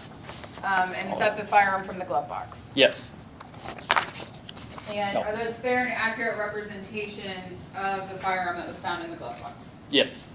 Your I Honor? did take the firearm out. I put it back in to take the picture, approximately how I saw it in the car. I was going to ask you about that. Permission to publish, Your Honor? Please. Can we So see I'm these putting ones, State's Judge? Exhibit 1 on the screen. Click the button, Judge. Do it, do it, do it. Just click it. Click it. And so we're There we go. looking, this is the firearm, correct? Correct. And you said that you took it out, obviously, when you first saw it. You placed it on the roof of the car. Why did you put it back in the glove box? To show how I saw it in the vehicle and where I located it. Okay, and you were wearing a body camera that day, correct? Correct. And We so- normally put them back because when I started, we didn't have body cameras. Okay. So your general practice is to put evidence where you found it to depict that. Correct. But this is what you would have seen, the grip of the gun Right. sticking out from the paperwork. Yep. And putting State's Exhibit 2 on the screen. Is that just a closer angle of that same view of the gun in the glove box? Yes, I'm not a photographer, but yes. Or a Right, camera you are holder you are stiller Law person. enforcement, you're not a professional photographer. State's Exhibit 3. What are we looking at here? That is the firearm. I took it out of the holster. That's a picture of it sitting on the passenger seat. And State's Exhibit 4. Unloaded, and it's just the other side of it. Looks like a So let's 9mm Let's talk full about metal how jacket. you found the gun. When you after you've taken pictures and you're examining whether it was loaded or unloaded, how did you find the gun? It was loaded with one in the chamber. The one that's in my fingers right there is the one that was in the chamber. And what does that mean for people who aren't super familiar with firearms? What does one in the chamber mean? So one in the chamber means that it is in the barrel of the weapon, ready to be fired. So if somebody pulled the trigger, the bullet would exit. Correct. When one is not in the chamber, what would it take to then make a bullet come out? So at that point, if you had a loaded magazine inserted in the weapon, you'd have to rack the slide back to load the next round into the chamber or the barrel of the weapon. But this gun that was in the glove box that you saw in plain sight was ready to be fired. It was, yes. And State's Exhibit number 5. What is this picture of? A close-up picture, and that is to depict the serial number on the weapon. And could And you it's go a ahead 9 and by read 19. us the make, or She's what a make 9mm. is this firearm? Taurus G3C. And could you go ahead and read us the serial number? Yes, it's A as in Adam, E as in Echo, B as in boy, 080482. And was that firearm also taken into evidence? It was. I'm going to show you what's been marked as State's Exhibit 6.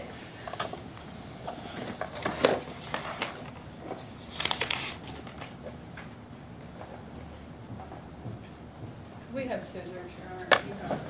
I think Trooper Valentine might have a knife. If you could open that up, please.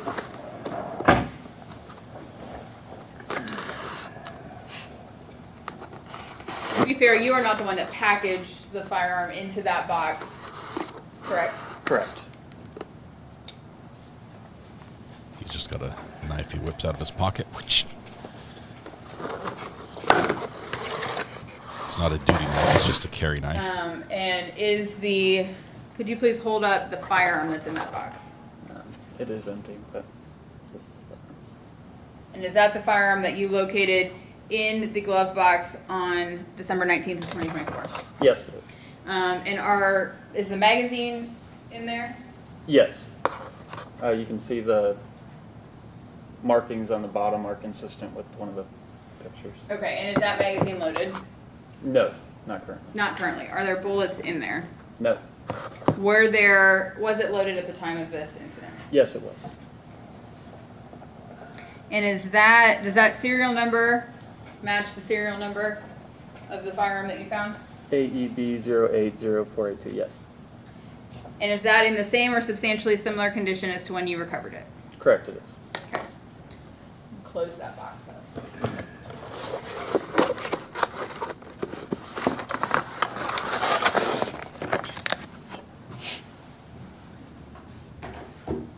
Now I'm going to show you what's been marked as State's Exhibits 7 and 8. And ask if you recognize what's depicted in those photographs. Yes, I do. And what generally is depicted in those photographs? That is the other firearm that was located behind the glove box. So I'm going to put State's Exhibit 7 up on the stand. Can you kind of orient the jury? Where's the glove box? Where is this in the vehicle? How was the gun positioned? Yeah, so that is, if you're sitting in the passenger seat, the glove box comes down. If you see at the bottom, there's kind of that piano hinge. So that's the very bottom of the glove box. This right here? Yes. Let him do it. That's a touch screen. You can actually. Oh, yeah. This is the piano hinge right here. That's the very bottom corner of the glove box. So when it's normally oriented in there, that's where it hinges at the bottom.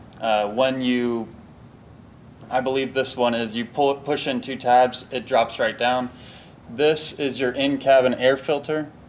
So it's directly in front of the passenger seat. It is upside down, and it's kind of caught on this little tab right here. That's what's holding it upside down right there. Okay. So the butt of the gun. Could you make this any more confusing? Top of the vehicle? Yes, it's facing up. Okay. And you indicated there are tabs to pull this down to move the whole glove box down and out. Correct. Is that something that the driver could do as they're driving down the roadway? No.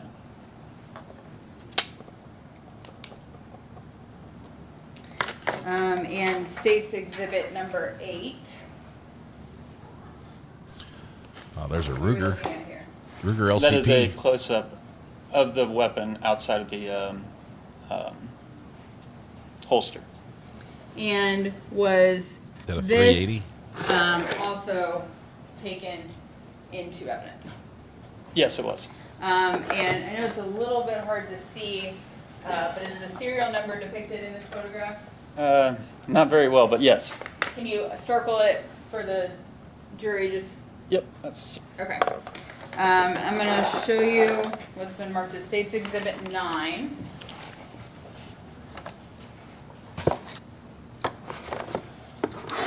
But before you open that, how was this weapon loaded? the magazine was loaded. There were rounds in the magazine, not one in the chamber, not one in the barrel of the weapon. Okay, so someone would have had to rack the slide to chamber, but there were bullets in the magazine ready to be chambered. Yes. Okay, go ahead and open State's Exhibit number 9.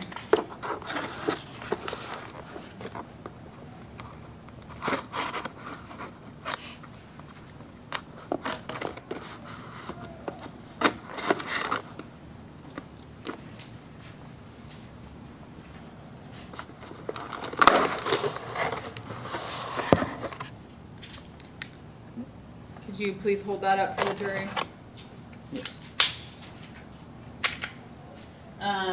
And is that the firearm that you found behind the glove box on December 19th, 2024? Yes, it is. And what is the model of that firearm? It is a Ruger LCP. And can you read the serial number on that firearm? Yes. The first one, 3724079. Got to be a 38. And is that in the same or substantially similar condition as to when you recovered it? Yes, it is. Okay, you can go ahead and close it.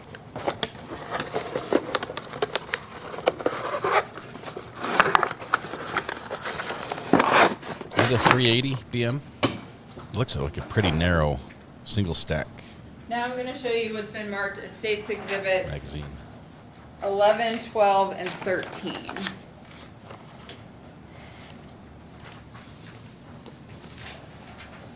And ask just generally if you recognize what's depicted in those photographs.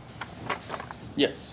And what is depicted generally in those photographs? That is the bag of the methamphetamine that was underneath the passenger seat. And are those fair and accurate representations of the bag's location where you found it and what you found on December 19th of 2024? Yes, sir. What's the Okay, street we're gonna value for work a pound of backwards meth? and start with States Exhibit number, or start with States Exhibit number 12. Okay, that's in a distribution style bag, thrown on the floor. Nice. Yes, so this is the bottom of the passenger seat. Well, I don't want to Google this it. is the bag that's in question, and it was underneath the passenger seat, so just at the base of the seat. Had you pulled it out a little bit to take this photograph? I do believe that I did. I'd have to watch again, but I believe that I pulled it out just a little bit before I took the picture. I might have even opened it. No, I don't think that I did. I had to watch the video again, though, Okay. to be sure.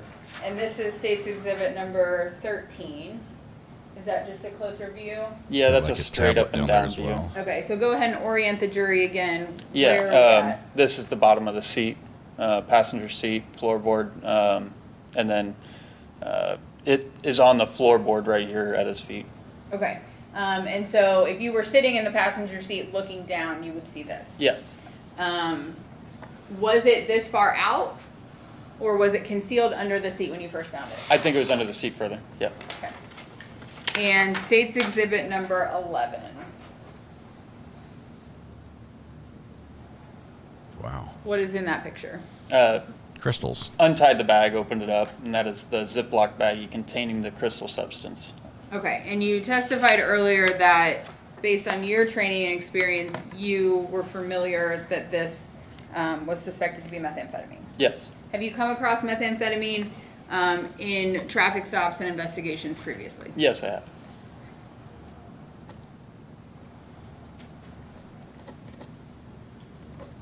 Yeah, Ziploc says And we want no are these part of photos a fair this. and accurate representation of what you found? Yes, they are. I'm going to show you what's been marked as States Exhibit 14. I'm not going to have you open it. I'm just going to have you take a look at it. Can you please tell the jury what that is? Yeah, this is the bag that was underneath the passenger seat. And That's without the opening meth. it, does that appear to be in the same or substantially similar condition as to when you first located it in the vehicle on December 19th? Yes. That is a ton. That is a lot. Now, did you locate this bag of methamphetamine where the defendant said it would be? Did you hear her Correct, drop I it on did. the table? Thump. Did you know it was there prior to him informing you that it was there? No, I did not.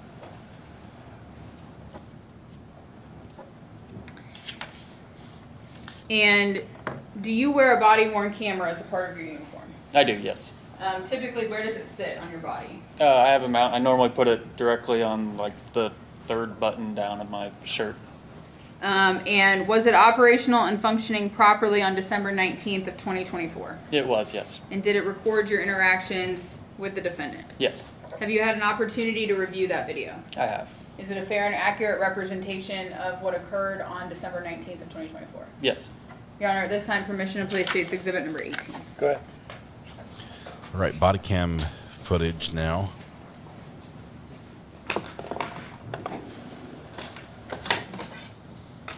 prosecutor's by herself here. It's a pretty easy case. Doesn't need the help that she had on the last one. Being a murder trial. Spin up the DVD. Get some stained glass window on the screen, maybe a couple circles. We get to see this.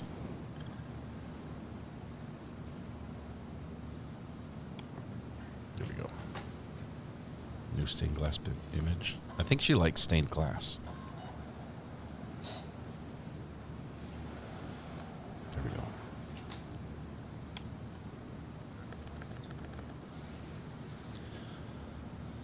Look at the date. This was the end of last year in December. December 19th of last year.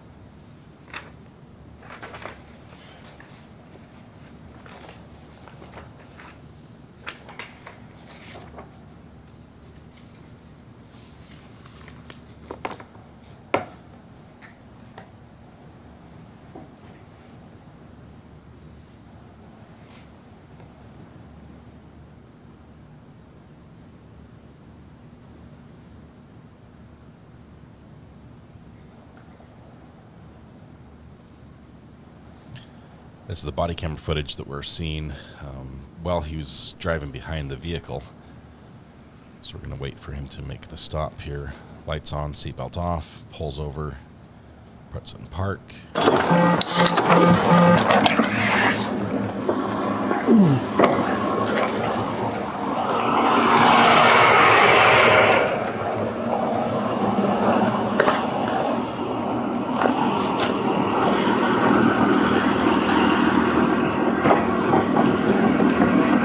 How's it going? Got your license on you?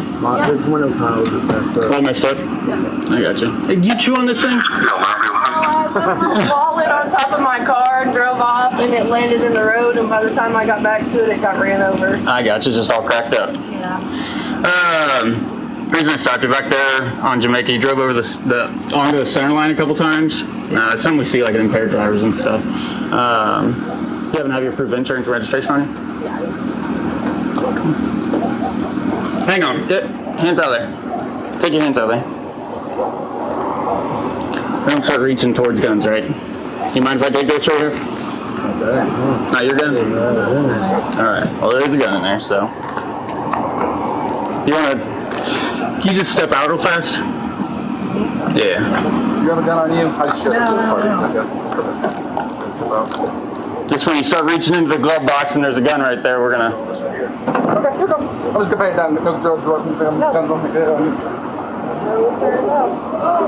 You got no weapons or anything on you? No. You got an ID on you?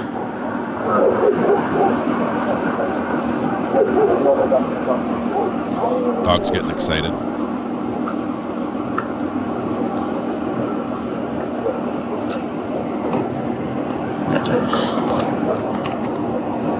Mr. Abney? Yeah. Where are you guys heading to today? We're just going home. Home? Yeah. Okay. Where's home at? Now Carlisle Road over here, behind the old Angel's Diner. By the what? Behind the old Angel's Diner. The old Angel's Diner, Carlisle Restaurant. I got you. Heritage Apartment. Okay. Okay. Let me step out here with me real fast. He says he is a felon and stuff. Oh, I got you. Okay. Just face my for me. Just face the gun. Face the gun on the hood of the car. Whoa. You been to jail? Been to prison?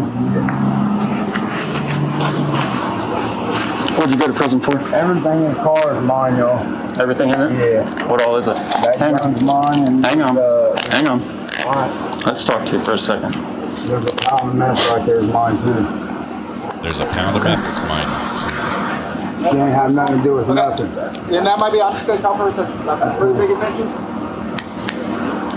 But I just want to let y'all know, nothing on the car is hurt at all. Real quick, I'm going to read you your rights, all right? Yeah. You have the right to remain silent. Anything you say can or will be used against you in a court of law. You have the right to speak to an attorney. If you cannot afford an attorney, one will be provided to you prior to any questioning. You have the right to stop answering questions at any time until you speak to an attorney, and to have an attorney present with you during any questioning. Do you understand your rights as I read them to you? Do you have anything on your person that you're not supposed to have? I don't know. You don't know or you don't? Don't go for anything. I don't know, dude. Okay. If I had a gun, I mean, you think I'd be trying to grab it? What? Come on, man. Well, I know you got a knife right here. So you got anything else? Take that, man. I don't think. I mean, if I did, it's like a lighter or a little bit of weed or something. All right, come on back here for me. Everything is mine, all of it. Molly, I love you. Molly, I love you, says.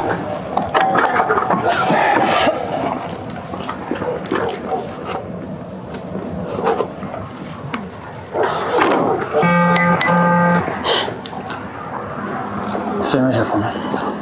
No. I love you a lot, man. Where mine on from? It's all mine. I swear to God it is, man. Is there anything else? I mean, No, that's it. Just that. I mean, that's a lot. Just that gun, and there's a pound underneath my feet. That was underneath my feet, yeah. Can I hit a vape since I've been cool with you guys, please? Hey, you have been cool with us, but give me a second, okay? Okay. I love you, okay? Hold me down. You got me? Got on everything? For real. Come back here for me. Yeah, I'm gonna use your mom. You know that, right, babe? I love you. And I can probably do it a little while. You got me? You got a little bit more in your pocket? I think it's weed. Weed? Yeah. Just a little bit, I think. Yeah.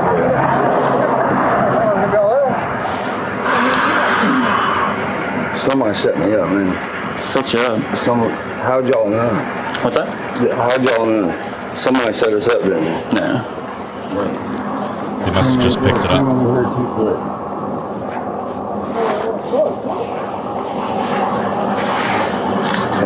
$11. $10, $11? Yeah.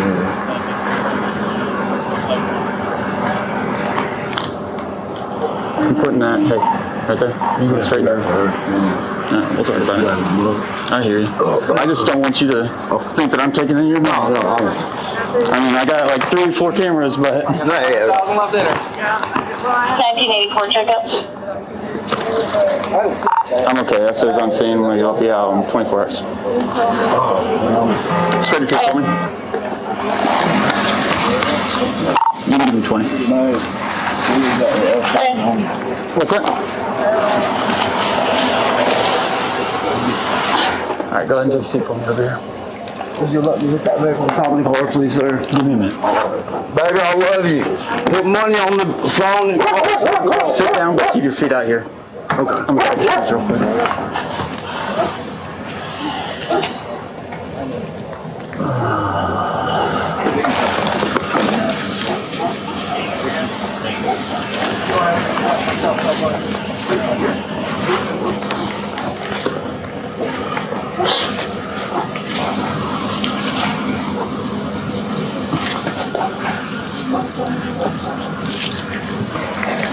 Wasn't trying to hide anything.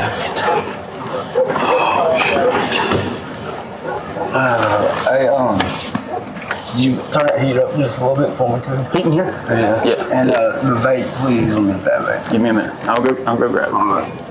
Is it nicotine or is it THC? Yeah, it says nicotine. That's it. Hang on.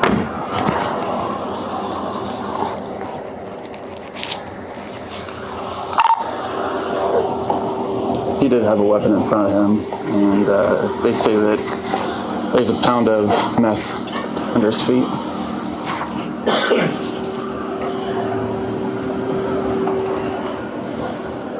Okay, clears up, Mr. Abney. Right.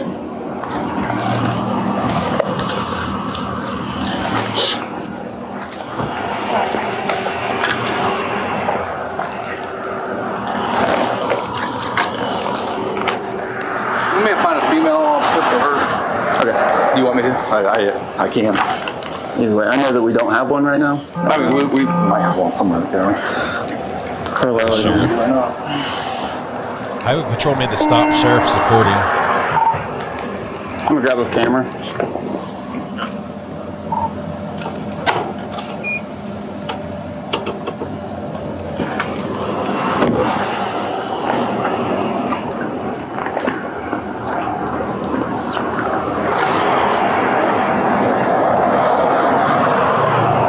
He's gonna let him hit the nicotine. Real quick.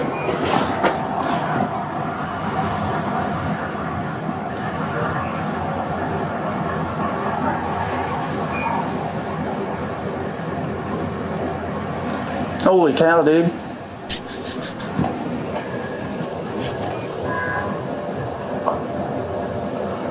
Alright, to yourself.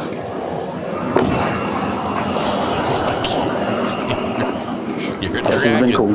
He has been cool. He has been cool, he says.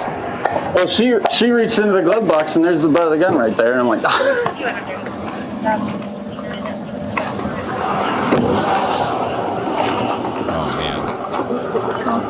Getting the camera out to take some crappy pictures to be used in court later.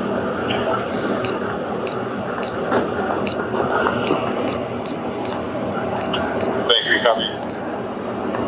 Yes, sir. He holds it up higher so You go to Moses, you can't see the get on. pictures he's deleting. And just watch the door, make sure we come back if so. 951, I believe the only one we have on with the county is South Mason.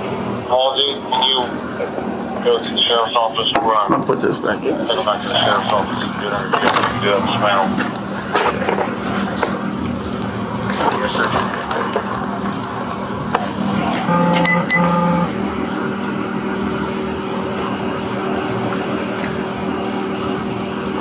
okay, now turn the flash on.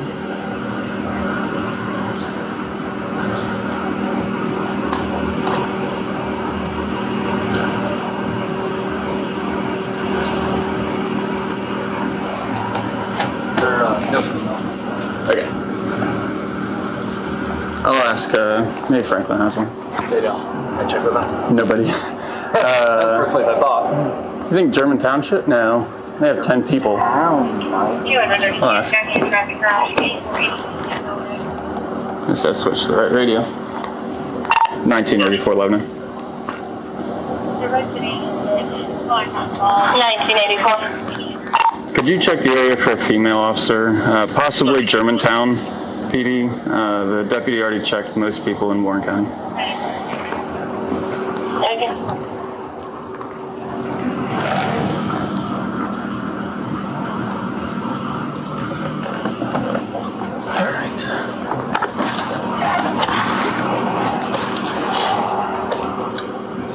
White guy.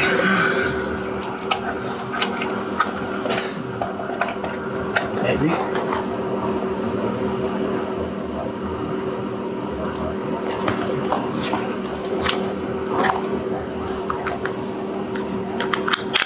Yep.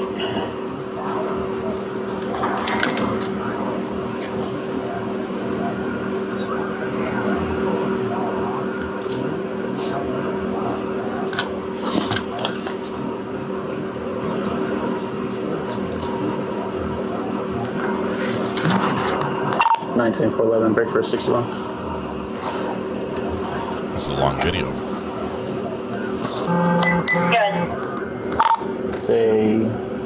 Looks like a Taurus 9mm. Adam Edward Boy 080482. Adam Edward Boy 080482. Adam Edward Boy. Taurus Alpha 9mm. Echo Bravo.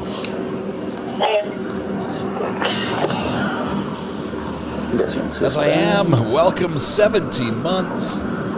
Thank you very much.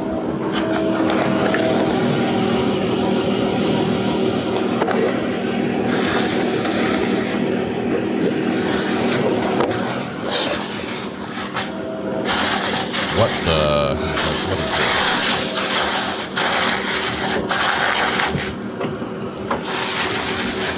NIS -77.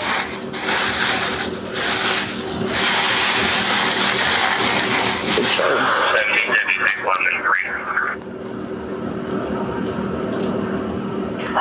26. Takes the 71 pictures. north of the 22.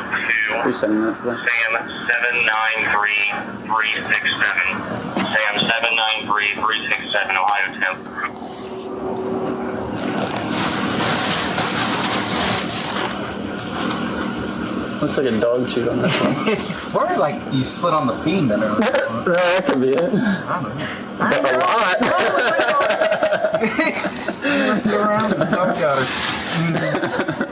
What are you playing with? Ah, damn it!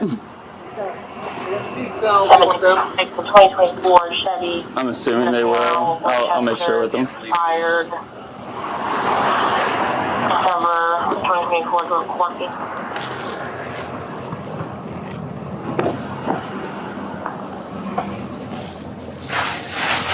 Bag. I don't know if it goes back down there. It's like a double stack 9.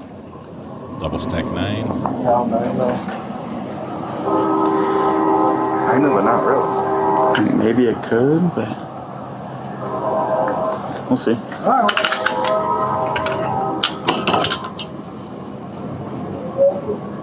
An extra magazine? Oh, I had just bought that today. You just bought it? From where? At the pawn shop. Oh, okay. I was about to say, it looks used. We actually just bought our wedding. Oh, you getting married? Well, congratulations. Might want to postpone. Did you a little bit. propose? Yeah.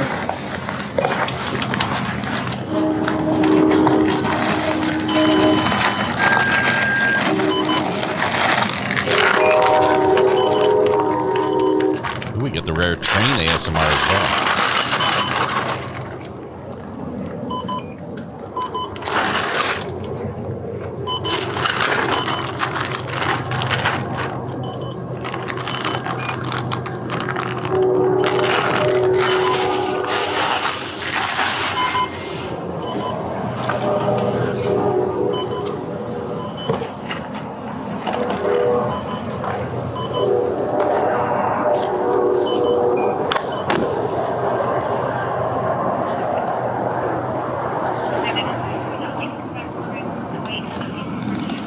Said that they just bought that magazine at the pawn shop today when they got their wedding rings.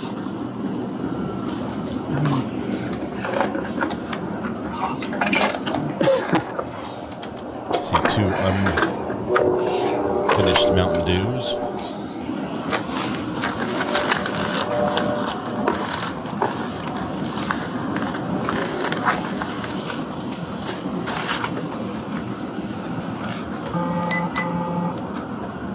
I'm gonna pause it here for just a second. You continue searching the car, is that fair? Yes. And you search the trunk, you search the back seat, and you don't find any contraband, is that correct? Yes, ma'am. And then at some point you come back and you're back in the front area of the vehicle, is that correct? Yes, ma'am. So I'm gonna jump ahead. We're saving some time here. Cutting off 20 minutes.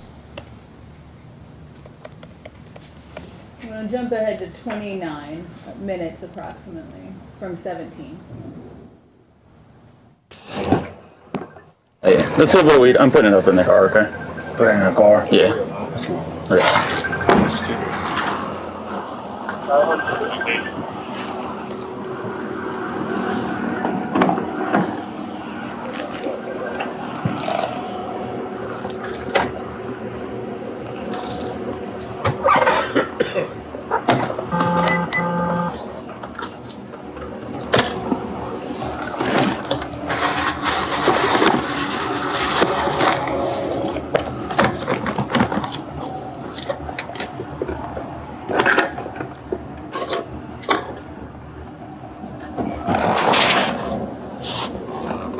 Easy, you break it, you buy it, man.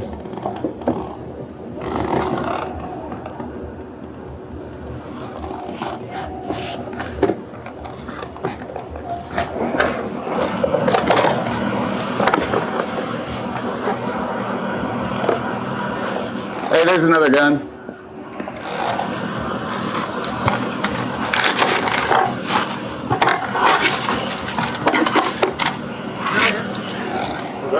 It's behind the, when you drop the glove box, it's up underneath there. I didn't know you could drop the glove box. That's pretty cool. Now it makes sense.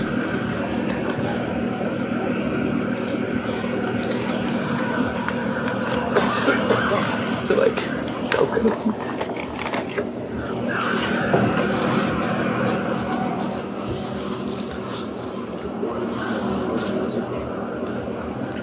That's not bad for no much either.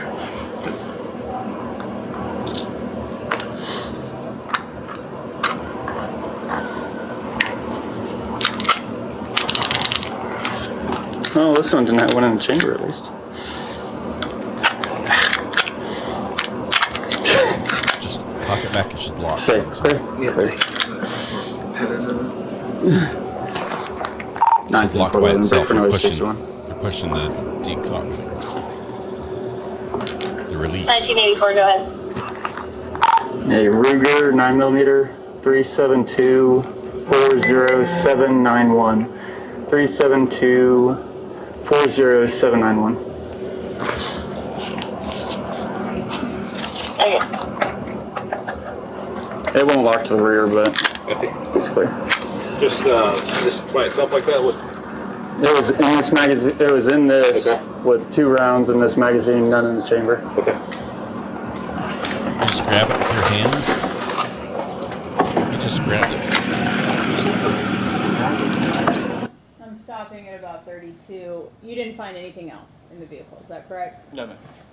And similar to when you looked at the Ruger here in court, you could not lock the slide back, correct? Correct.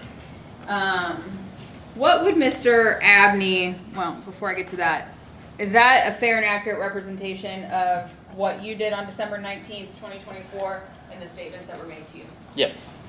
And what would Mr. Abney have needed to do to access the firearm in the glove box as he was traveling down the road in the car? Open the glove box. And what would he have needed to do to access the firearm that was behind the glove box? You just had to open it and then push the 2 tabs in and drop the glove box. Were both of those accessible to him as he sat there in the passenger seat? Correct, they were. And in fact, he made the statement that he had just bought the extra magazine? Yes. What did he tell you about that? He said he just bought it that day, or earlier in the day at the, I believe he said flea market. Pawn and shop? Would you agree with me this was not your ongoing investigation? Not mine, correct. So you located what was in the vehicle. Did you have any further conversation with Mr. Abney about any of the things that were found? I don't believe so, no.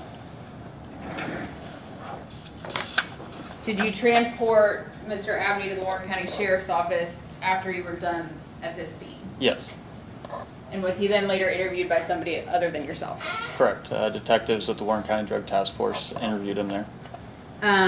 In your interactions with Mr. Abney, you spoke to him a number of times. You let him take a hit off of his vape. Was he cooperative with you? Correct, he was. Was he polite and forthcoming? I believe so.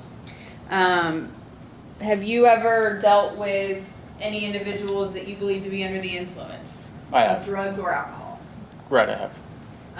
And in fact, do you have training as it relates to detecting people that are under, you suspect to be under the impairment of drugs and or alcohol? I do.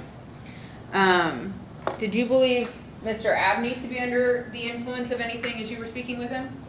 Not through the slight conversation that we had. I wouldn't have put him through any tests anyways as him being a passenger, but no, I don't believe.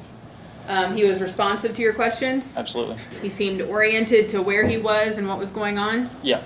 Did he seem to understand what was going on? Yes.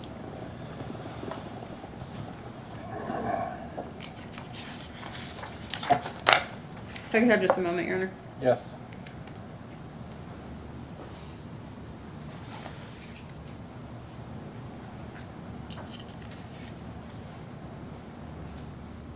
And the driver, she was detained as well, correct? Correct. Was she transported to the sheriff's office as well? Yes.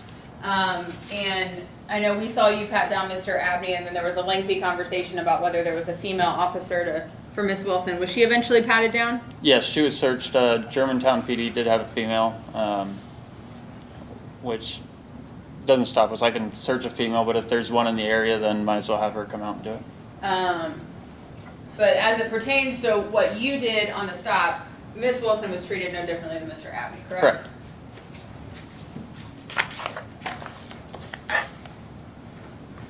I have no further questions.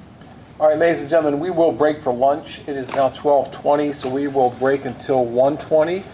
You are free to leave the building to go to lunch. When you return to the building, you must report directly back to the jury room. I don't want you wandering the halls of the courthouse. Remember my instruction, do not discuss or allow anyone to discuss with you or in your presence anything about the case. And then when we come back, we'll have Mr. Engel will do his cross-examination of this witness. All right? All rise.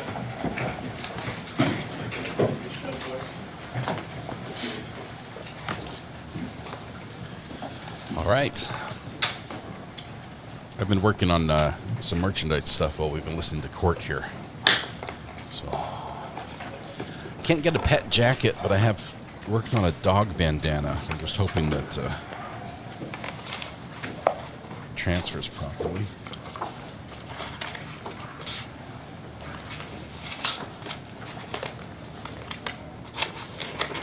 Super, you can step down. You can be seated. Anything before we break? No. No, Your Honor. All right, let's talk again then right after, maybe about 1:15, come back a little bit early, attorneys, so we can just talk a little bit about structures and things like that. Okay. We won't do anything necessarily on the record at that point, but I wanted to at least get the conversation moving. All right? Thank you, Aaron. All right, thank you.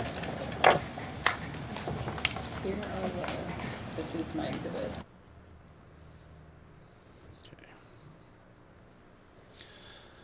My goodness. I have you do a million things to try to get this set up. Time lapse, I need a photo.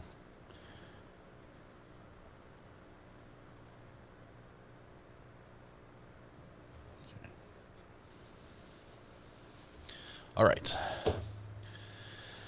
Jury instructions already? Yeah, we're getting there. We're halfway through the witnesses, basically. We're moving right along.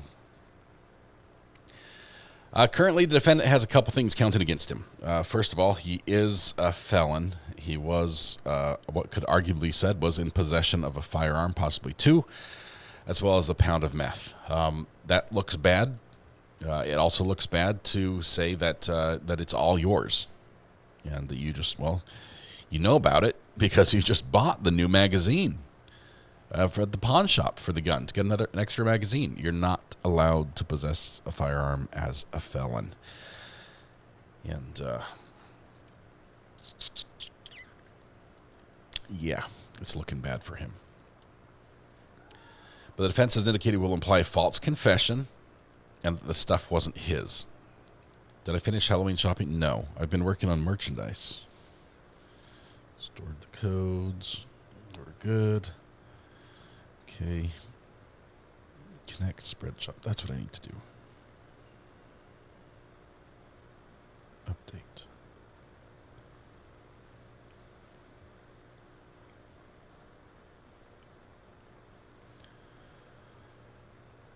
I've got a whole bunch of items that are supposed to publish to the spread shop listing on YouTube, but it's not publishing. So if anyone knows how to work Spreadshop, let me know. Do I have chair envy every single day, Virginia? Every single day. I suffer from it. It's probably terminal. Judges aren't supposed to wear anything on their robes. He does. He wears pins, I think, that are military related. If he admitted to it, why did he take it to trial? Because he wants to basically withdraw his confession. And they got the wedding rings at the pawn shop. The mag was a Glock 19 mag, not for either of the guns in the car. That means there might be another. Have a phone call. Let's guess who this is from. Hang on. It's our court watcher, Legally Blonde. Press 2.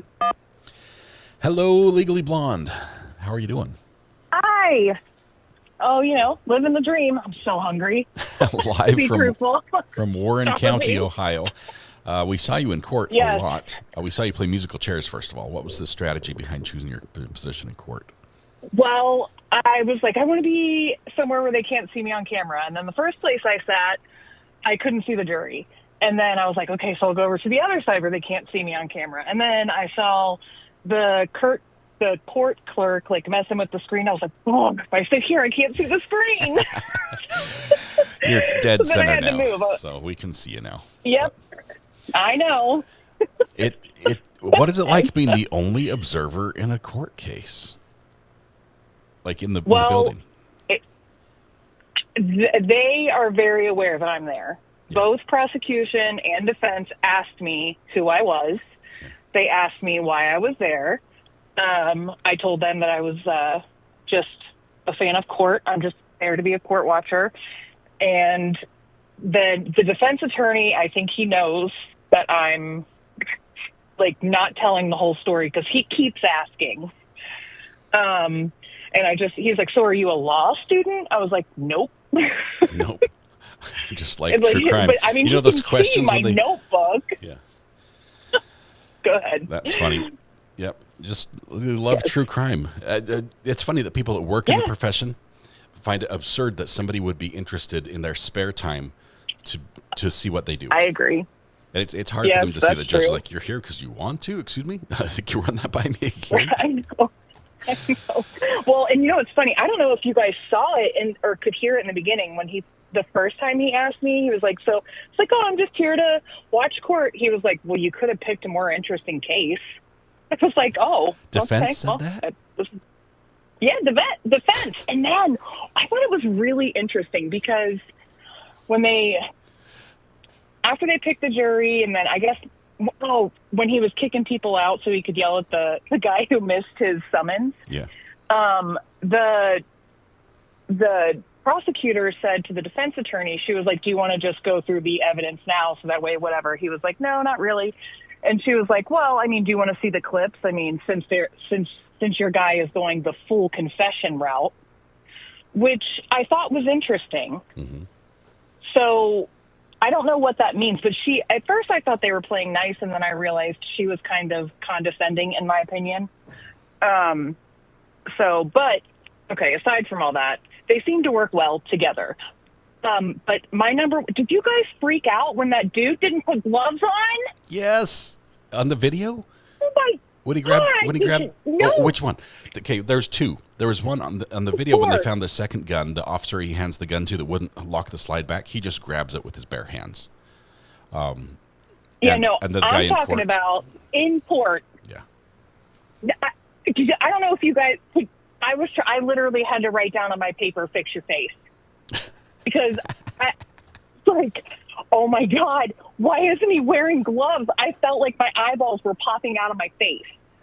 Like I was, I don't know if I was like visibly uncomfortable because he wasn't wearing gloves. I'm glad that you guys didn't catch that. Yeah. Interesting. Rita said, "LOL, fix your face." Yes. You guys didn't see that on the TV, did you? Didn't see your face. No, you've been very even across the board. Okay, so here's the thing. We've got in this traffic stop that's caught on video. First of all, initially I thought, oh, they're weaving. They've touched the center line, but then they drove straight. They made the chicanes just fine. The S curves, no problem in lane positioning. Then pulled him over. They were looking for an excuse to stop him, and those were the two. That's what I thought too. It's pretty weak, especially, Okay, here's the other thing. But didn't you hear him say in the video? He was like, "Who tipped you guys off?" Yeah. The defense in the video, and so now that's my question: who told them? Because this is not Warren County that pulled them over. This is the Ohio State Troopers. Mm-hmm. It's not even the Ohio State Troopers. Don't just patrol Germantown. They don't. It's a little tiny back road, isn't it? It was a canine unit, so they knew what they were going after him for. Somebody absolutely tipped them off, no questions. Yeah, no questions. It seems I wonder who it is. It seems like they had some info. They definitely did, and I hope one of the jurors picked up on that and asked the question if it's not brought to light. And I accidentally, before court started, I accidentally spoke to whom I believe is the Emily. or Molly Wilson, the driver. Ah. She was sitting out there. We were both sitting out there. I just made a comment about her key ring. That was it. But she's been sitting out there the whole day. She's very fidgety. She looks nervous. Well, we might see her on the defense's case, but that would be weird for her to take the stand and say it's mine, not his. Witness. Yeah, I have a feeling she's the second witness for prosecution since she's there right now. Police said the prosecutor said earlier they only anticipate calling 2 police officers as witnesses, but they do have other people on the list. Oh, just 2 police officers. I heard 2 witnesses. I didn't know it was 2 police officers. Well, then she must be there for defense. She's probably there listed as a possible witness, so she's not able to come in, but there to support the defendant. That makes sense. Yeah. So you guys want to know the jury breakdown? Yeah. Yes, please. All right. So we've got 1, 2, 3, 4, 5, 6, 7, 8 women, and then so 5 men, and no one under the age of 30. Everyone is white except for one black woman who is somewhere between like age 50 and 60, and I love her. I've been watching her faces this whole time, and her face is representing my brain.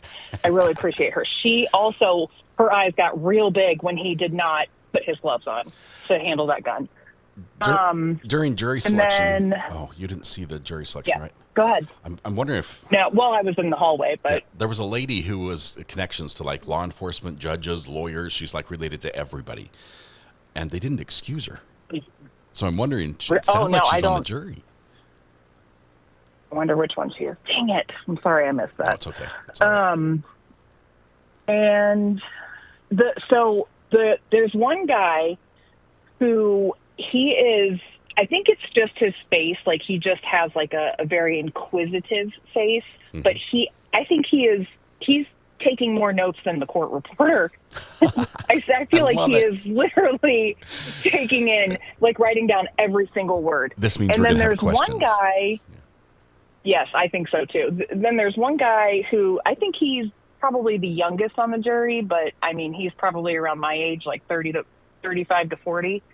And he has like hearing, he has like the headphones like Adelson. Yeah. But he's taking a bunch of notes also.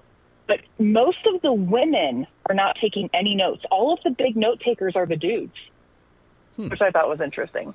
Because the women could just absorb it and hold all that information. The men need to write it down or else they'll forget. I know how that is. Oh, well, I don't know. I'm in there taking a bunch of notes. So, which is probably why he asked me. He was like, are you in law school? No, I'm not. So I'm just a court watcher. this is our lunch break, right? Yes. We get an hour? I didn't hear. We get an hour. They're coming back at 1:20. Okay. But they want the attorneys back in the courtroom at 1:15. And let me tell you guys, so the Warren County Sheriff's Office is literally like it's like a little campus back here, and you've got the juvenile court. There seems to be like a daycare. There's the sheriff's office. I had to pass the Warren County Sallyport on the way in, which I thought was actually really funny. You're way tucked in Because now every time I see the word, yes, they really are. They really, really are. But, every time I see the word Sallyport, I get like a twinge or something. But did you guys have any like particular questions about anything? I'm making the afternoon thumbnail right now.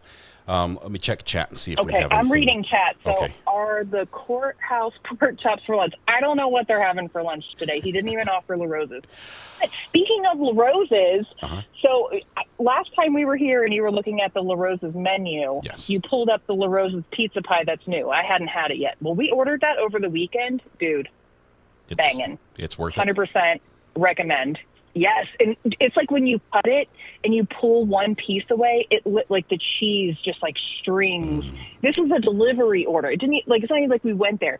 In delivery, the cheese just strings just like in the movies. The movie pizza. Oh my yes. Oh my god, it was so good. Somebody said, is it tattoos on his neck or hair on his neck? I think it's tattoos, right? It's tattoos. Oh yeah, it's tattoos. Yeah, and I don't know if you guys noticed, but he seems to have put on a little bit of weight since he's been incarcerated for all that meth. That can do it. Some of the drugs, noticed. if he was using what he was selling, some of those drugs do help you lose weight one way or another. I have heard that. And without that, it can... Yeah. A question about the floor. Is it carpet or tile? Are those tiles? Do you know? Carpet. Carpet. Okay. It's carpet. Yep. All right. And whoever in chat a couple days ago said that the female attorney looks like, I can't remember the actress's name, Kat something, but she's on that new show with Tim Allen. Okay. She really does look like her, and even more so in person. That's awesome. And I don't know if you guys saw her heels, but she has like 5-inch heels on. Whoa. And she is just rocking them. She runs that courtroom. When she talks, the jury pays attention. It really is like like watching a tennis match. The jury goes from her to the witness, her to the witness. And when the defense, they took a lot of notes during her opening, and they did not take any during defense's opening. None. Defense was sort of lackluster. I feel like this jury... They ended, defense ended with like a, so that's all. And then sat down. I'm not really 100% sure, but I really don't. If I was in this area, I would not be hiring that dude as my defense attorney. I think that he has written his client off as guilty, that's is he a public defender? Do we know? I don't know. I didn't ask. But he was like, well, it's not a very interesting one. I mean, he confessed. Like, oh my God, you're not supposed to say that. Wow. I know. It's, that's what I mean. It's, and I noticed that no one on the jury, so I'm the only person in the courtroom who wrote down, what it meant to have one in the chamber and what you have to do to get one in the chamber. So welcome to Ohio. Literally all of these jurors know how to work a gun, except for me in the jury, because I was like, oh, that's how you do it. So one in the chamber refers to an unspent round. It's like the bullet, the entire casing with a primer intact that hasn't fired. And it would be in the firing position. So it's in the tube where if it were struck with the firing pin and it would shoot down the barrel. That's one in the chamber. A lot of states say that a gun is considered loaded if it is 2 actions away from firing, which if you pull back the slide and pull the trigger and it shoots, that's considered loaded. So even with a magazine in the grip and one in the magazine but not in the barrel, that can still be considered loaded. I'm not sure how Ohio is on that one, but I'm not sure either, but everyone on the jury knew how a gun worked except for Liz, Legally Blonde. I was very like, oh, that's how you do it. But they all seem to be pros. There's lots of there's lots of old white men on the jury, and they look very pro Second Amendment, which is fine, no judgment. But I'm just saying, I bet they all make their way to the shooting range every now and then. Warren County is a pretty rural county, correct?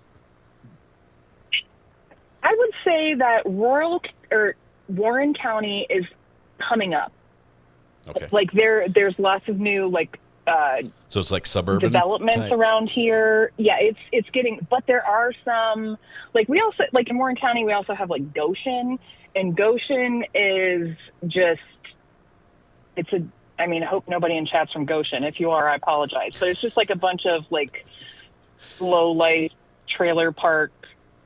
I have a feeling this guy probably grew up in Goshen. That's kind of by looking at him and the charges he caught, and seeing the video, he's probably from Goshen. There's a lot of those types of little neighborhoods in Warren County also. But there's also a very wealthy part of Warren County, where Brandon Reefers was. He was in a pretty wealthy part of Warren County. Okay. Well, fascinating. Warren County, for those that are curious, on the new thumbnail for the after lunch stream, we've got Warren County highlighted on the map. It's in the southwestern sort of area, not quite to the border on either side of Ohio. And there's a lot of counties in Ohio, like 100. Yeah, it's considered the east side of Cincinnati, meaning like the east side. So everything is kind of divided by 75, I-75 in Cincinnati, which I'm sure you guys have heard of that, because if you have ever driven to Florida and you're on the East Coast, you've taken 75, because 75 takes you from Michigan to Florida. And so they're on the east side of 75. And the east side of 75 is kind of like country ghetto, if you will. Like, it's a little bit of both. So it's people who are missing their teeth, but also will call you bruh, like, unironically. But can they play the spoons? Does that make sense? You know, probably their grandpas could, but probably not them. That's a I don't talent think I they need to have it learn. in them. Red Pen I'll wants get to you know. some spoons. Red Pen wants to know if you Yes, have go ahead. a red pen you can use in court. I'm not sure why she's curious about that, but I can't imagine why. I don't, and I can't write with pen because I make too many mistakes. And as a lefty, my hand dragged, so I tried not to use pen because it just smears everything. awesome. I'm sure you can relate to that. Yes, as a lefty, I feel your pain. Yeah. Legally Blonde, we're gonna let you go. We're gonna go Yes. to lunch. Are you gonna be That's back in the perfect, 'cause afternoon? I'm so hungry. Oh yeah, I found a Wendy's like 2.5 seconds away, and I'm gonna go there and grab a 5-piece chicken nugget, which is way outside my diet. And I Do you- didn't even eat my Brussels sprouts this morning. Do you dip your fries? But I'm gonna eat chicken nuggets. Do you dip your fries? I in will not Frosty? get fries. Okay, all right. No, no. I used to work at Wendy's, and no. The fries are a no-go now. No. You got stories. Don't tell me. I still like them. Okay. No, All right. listen. I worked at a very clean Wendy's. The issue was that I just ate too much of Wendy's, so I'm over Wendy's, and that was when I was 17, and that was only 13 years ago. But no, I'm just kidding. But anyway, no. But I'm gonna shovel down the chicken nuggets and get missing, and I'll be Wow. back in court. You guys will see me. 4 bailiffs just walked into court at the same time. And I'm not sure Well, what they're the doing, judge has a docket this afternoon. I think I sent it to you via text. He has 1 o'clock, a 1 o'clock docket. So I'm sure people are going to be in trouble. We'll see how much that takes before, usually it's only 15 or so minutes, but we'll see what happens. Anyway, you've done a fabulous job. We can't wait to see how you do in the afternoon. That seat you were in was perfect. Well, thank you. Lets us watch you and Oh, everything. good. So Glad. Legally Blonde, You guys thank you. didn't see me picking my nose, right? Oh, no, we didn't see that. We missed it. I would have screenshot it and blown it up and sent it to you in an email. All right. I'll see you guys later. Bye-bye. Thanks. We'll see you. Bye.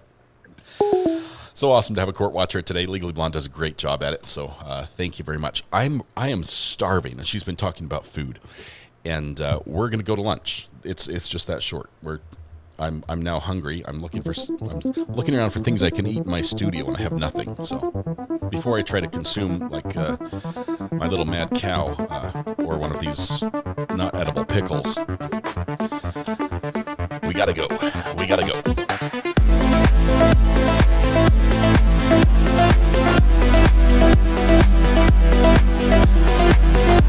All right, tonight when you go home, please hug the people you love, smile at someone, make their day just a little bit better, and please stay safe till we go live again at 1:15, which gives you half an hour. Half an hour for lunch. We'll be back. The portal is built. It's ready to go. Just grab hands with your portal buddy, and it will all be over before you know it. So thank you very much.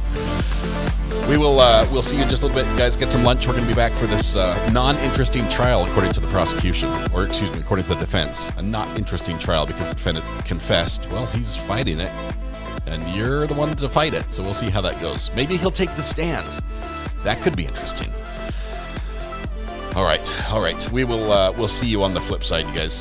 Have a great lunch. Bye-bye.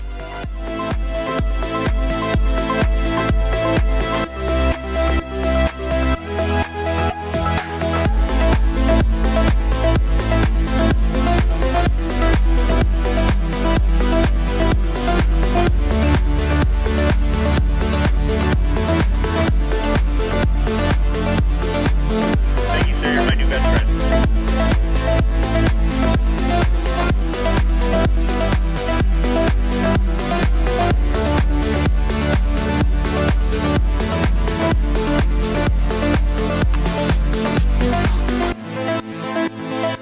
I don't like programs, Rob.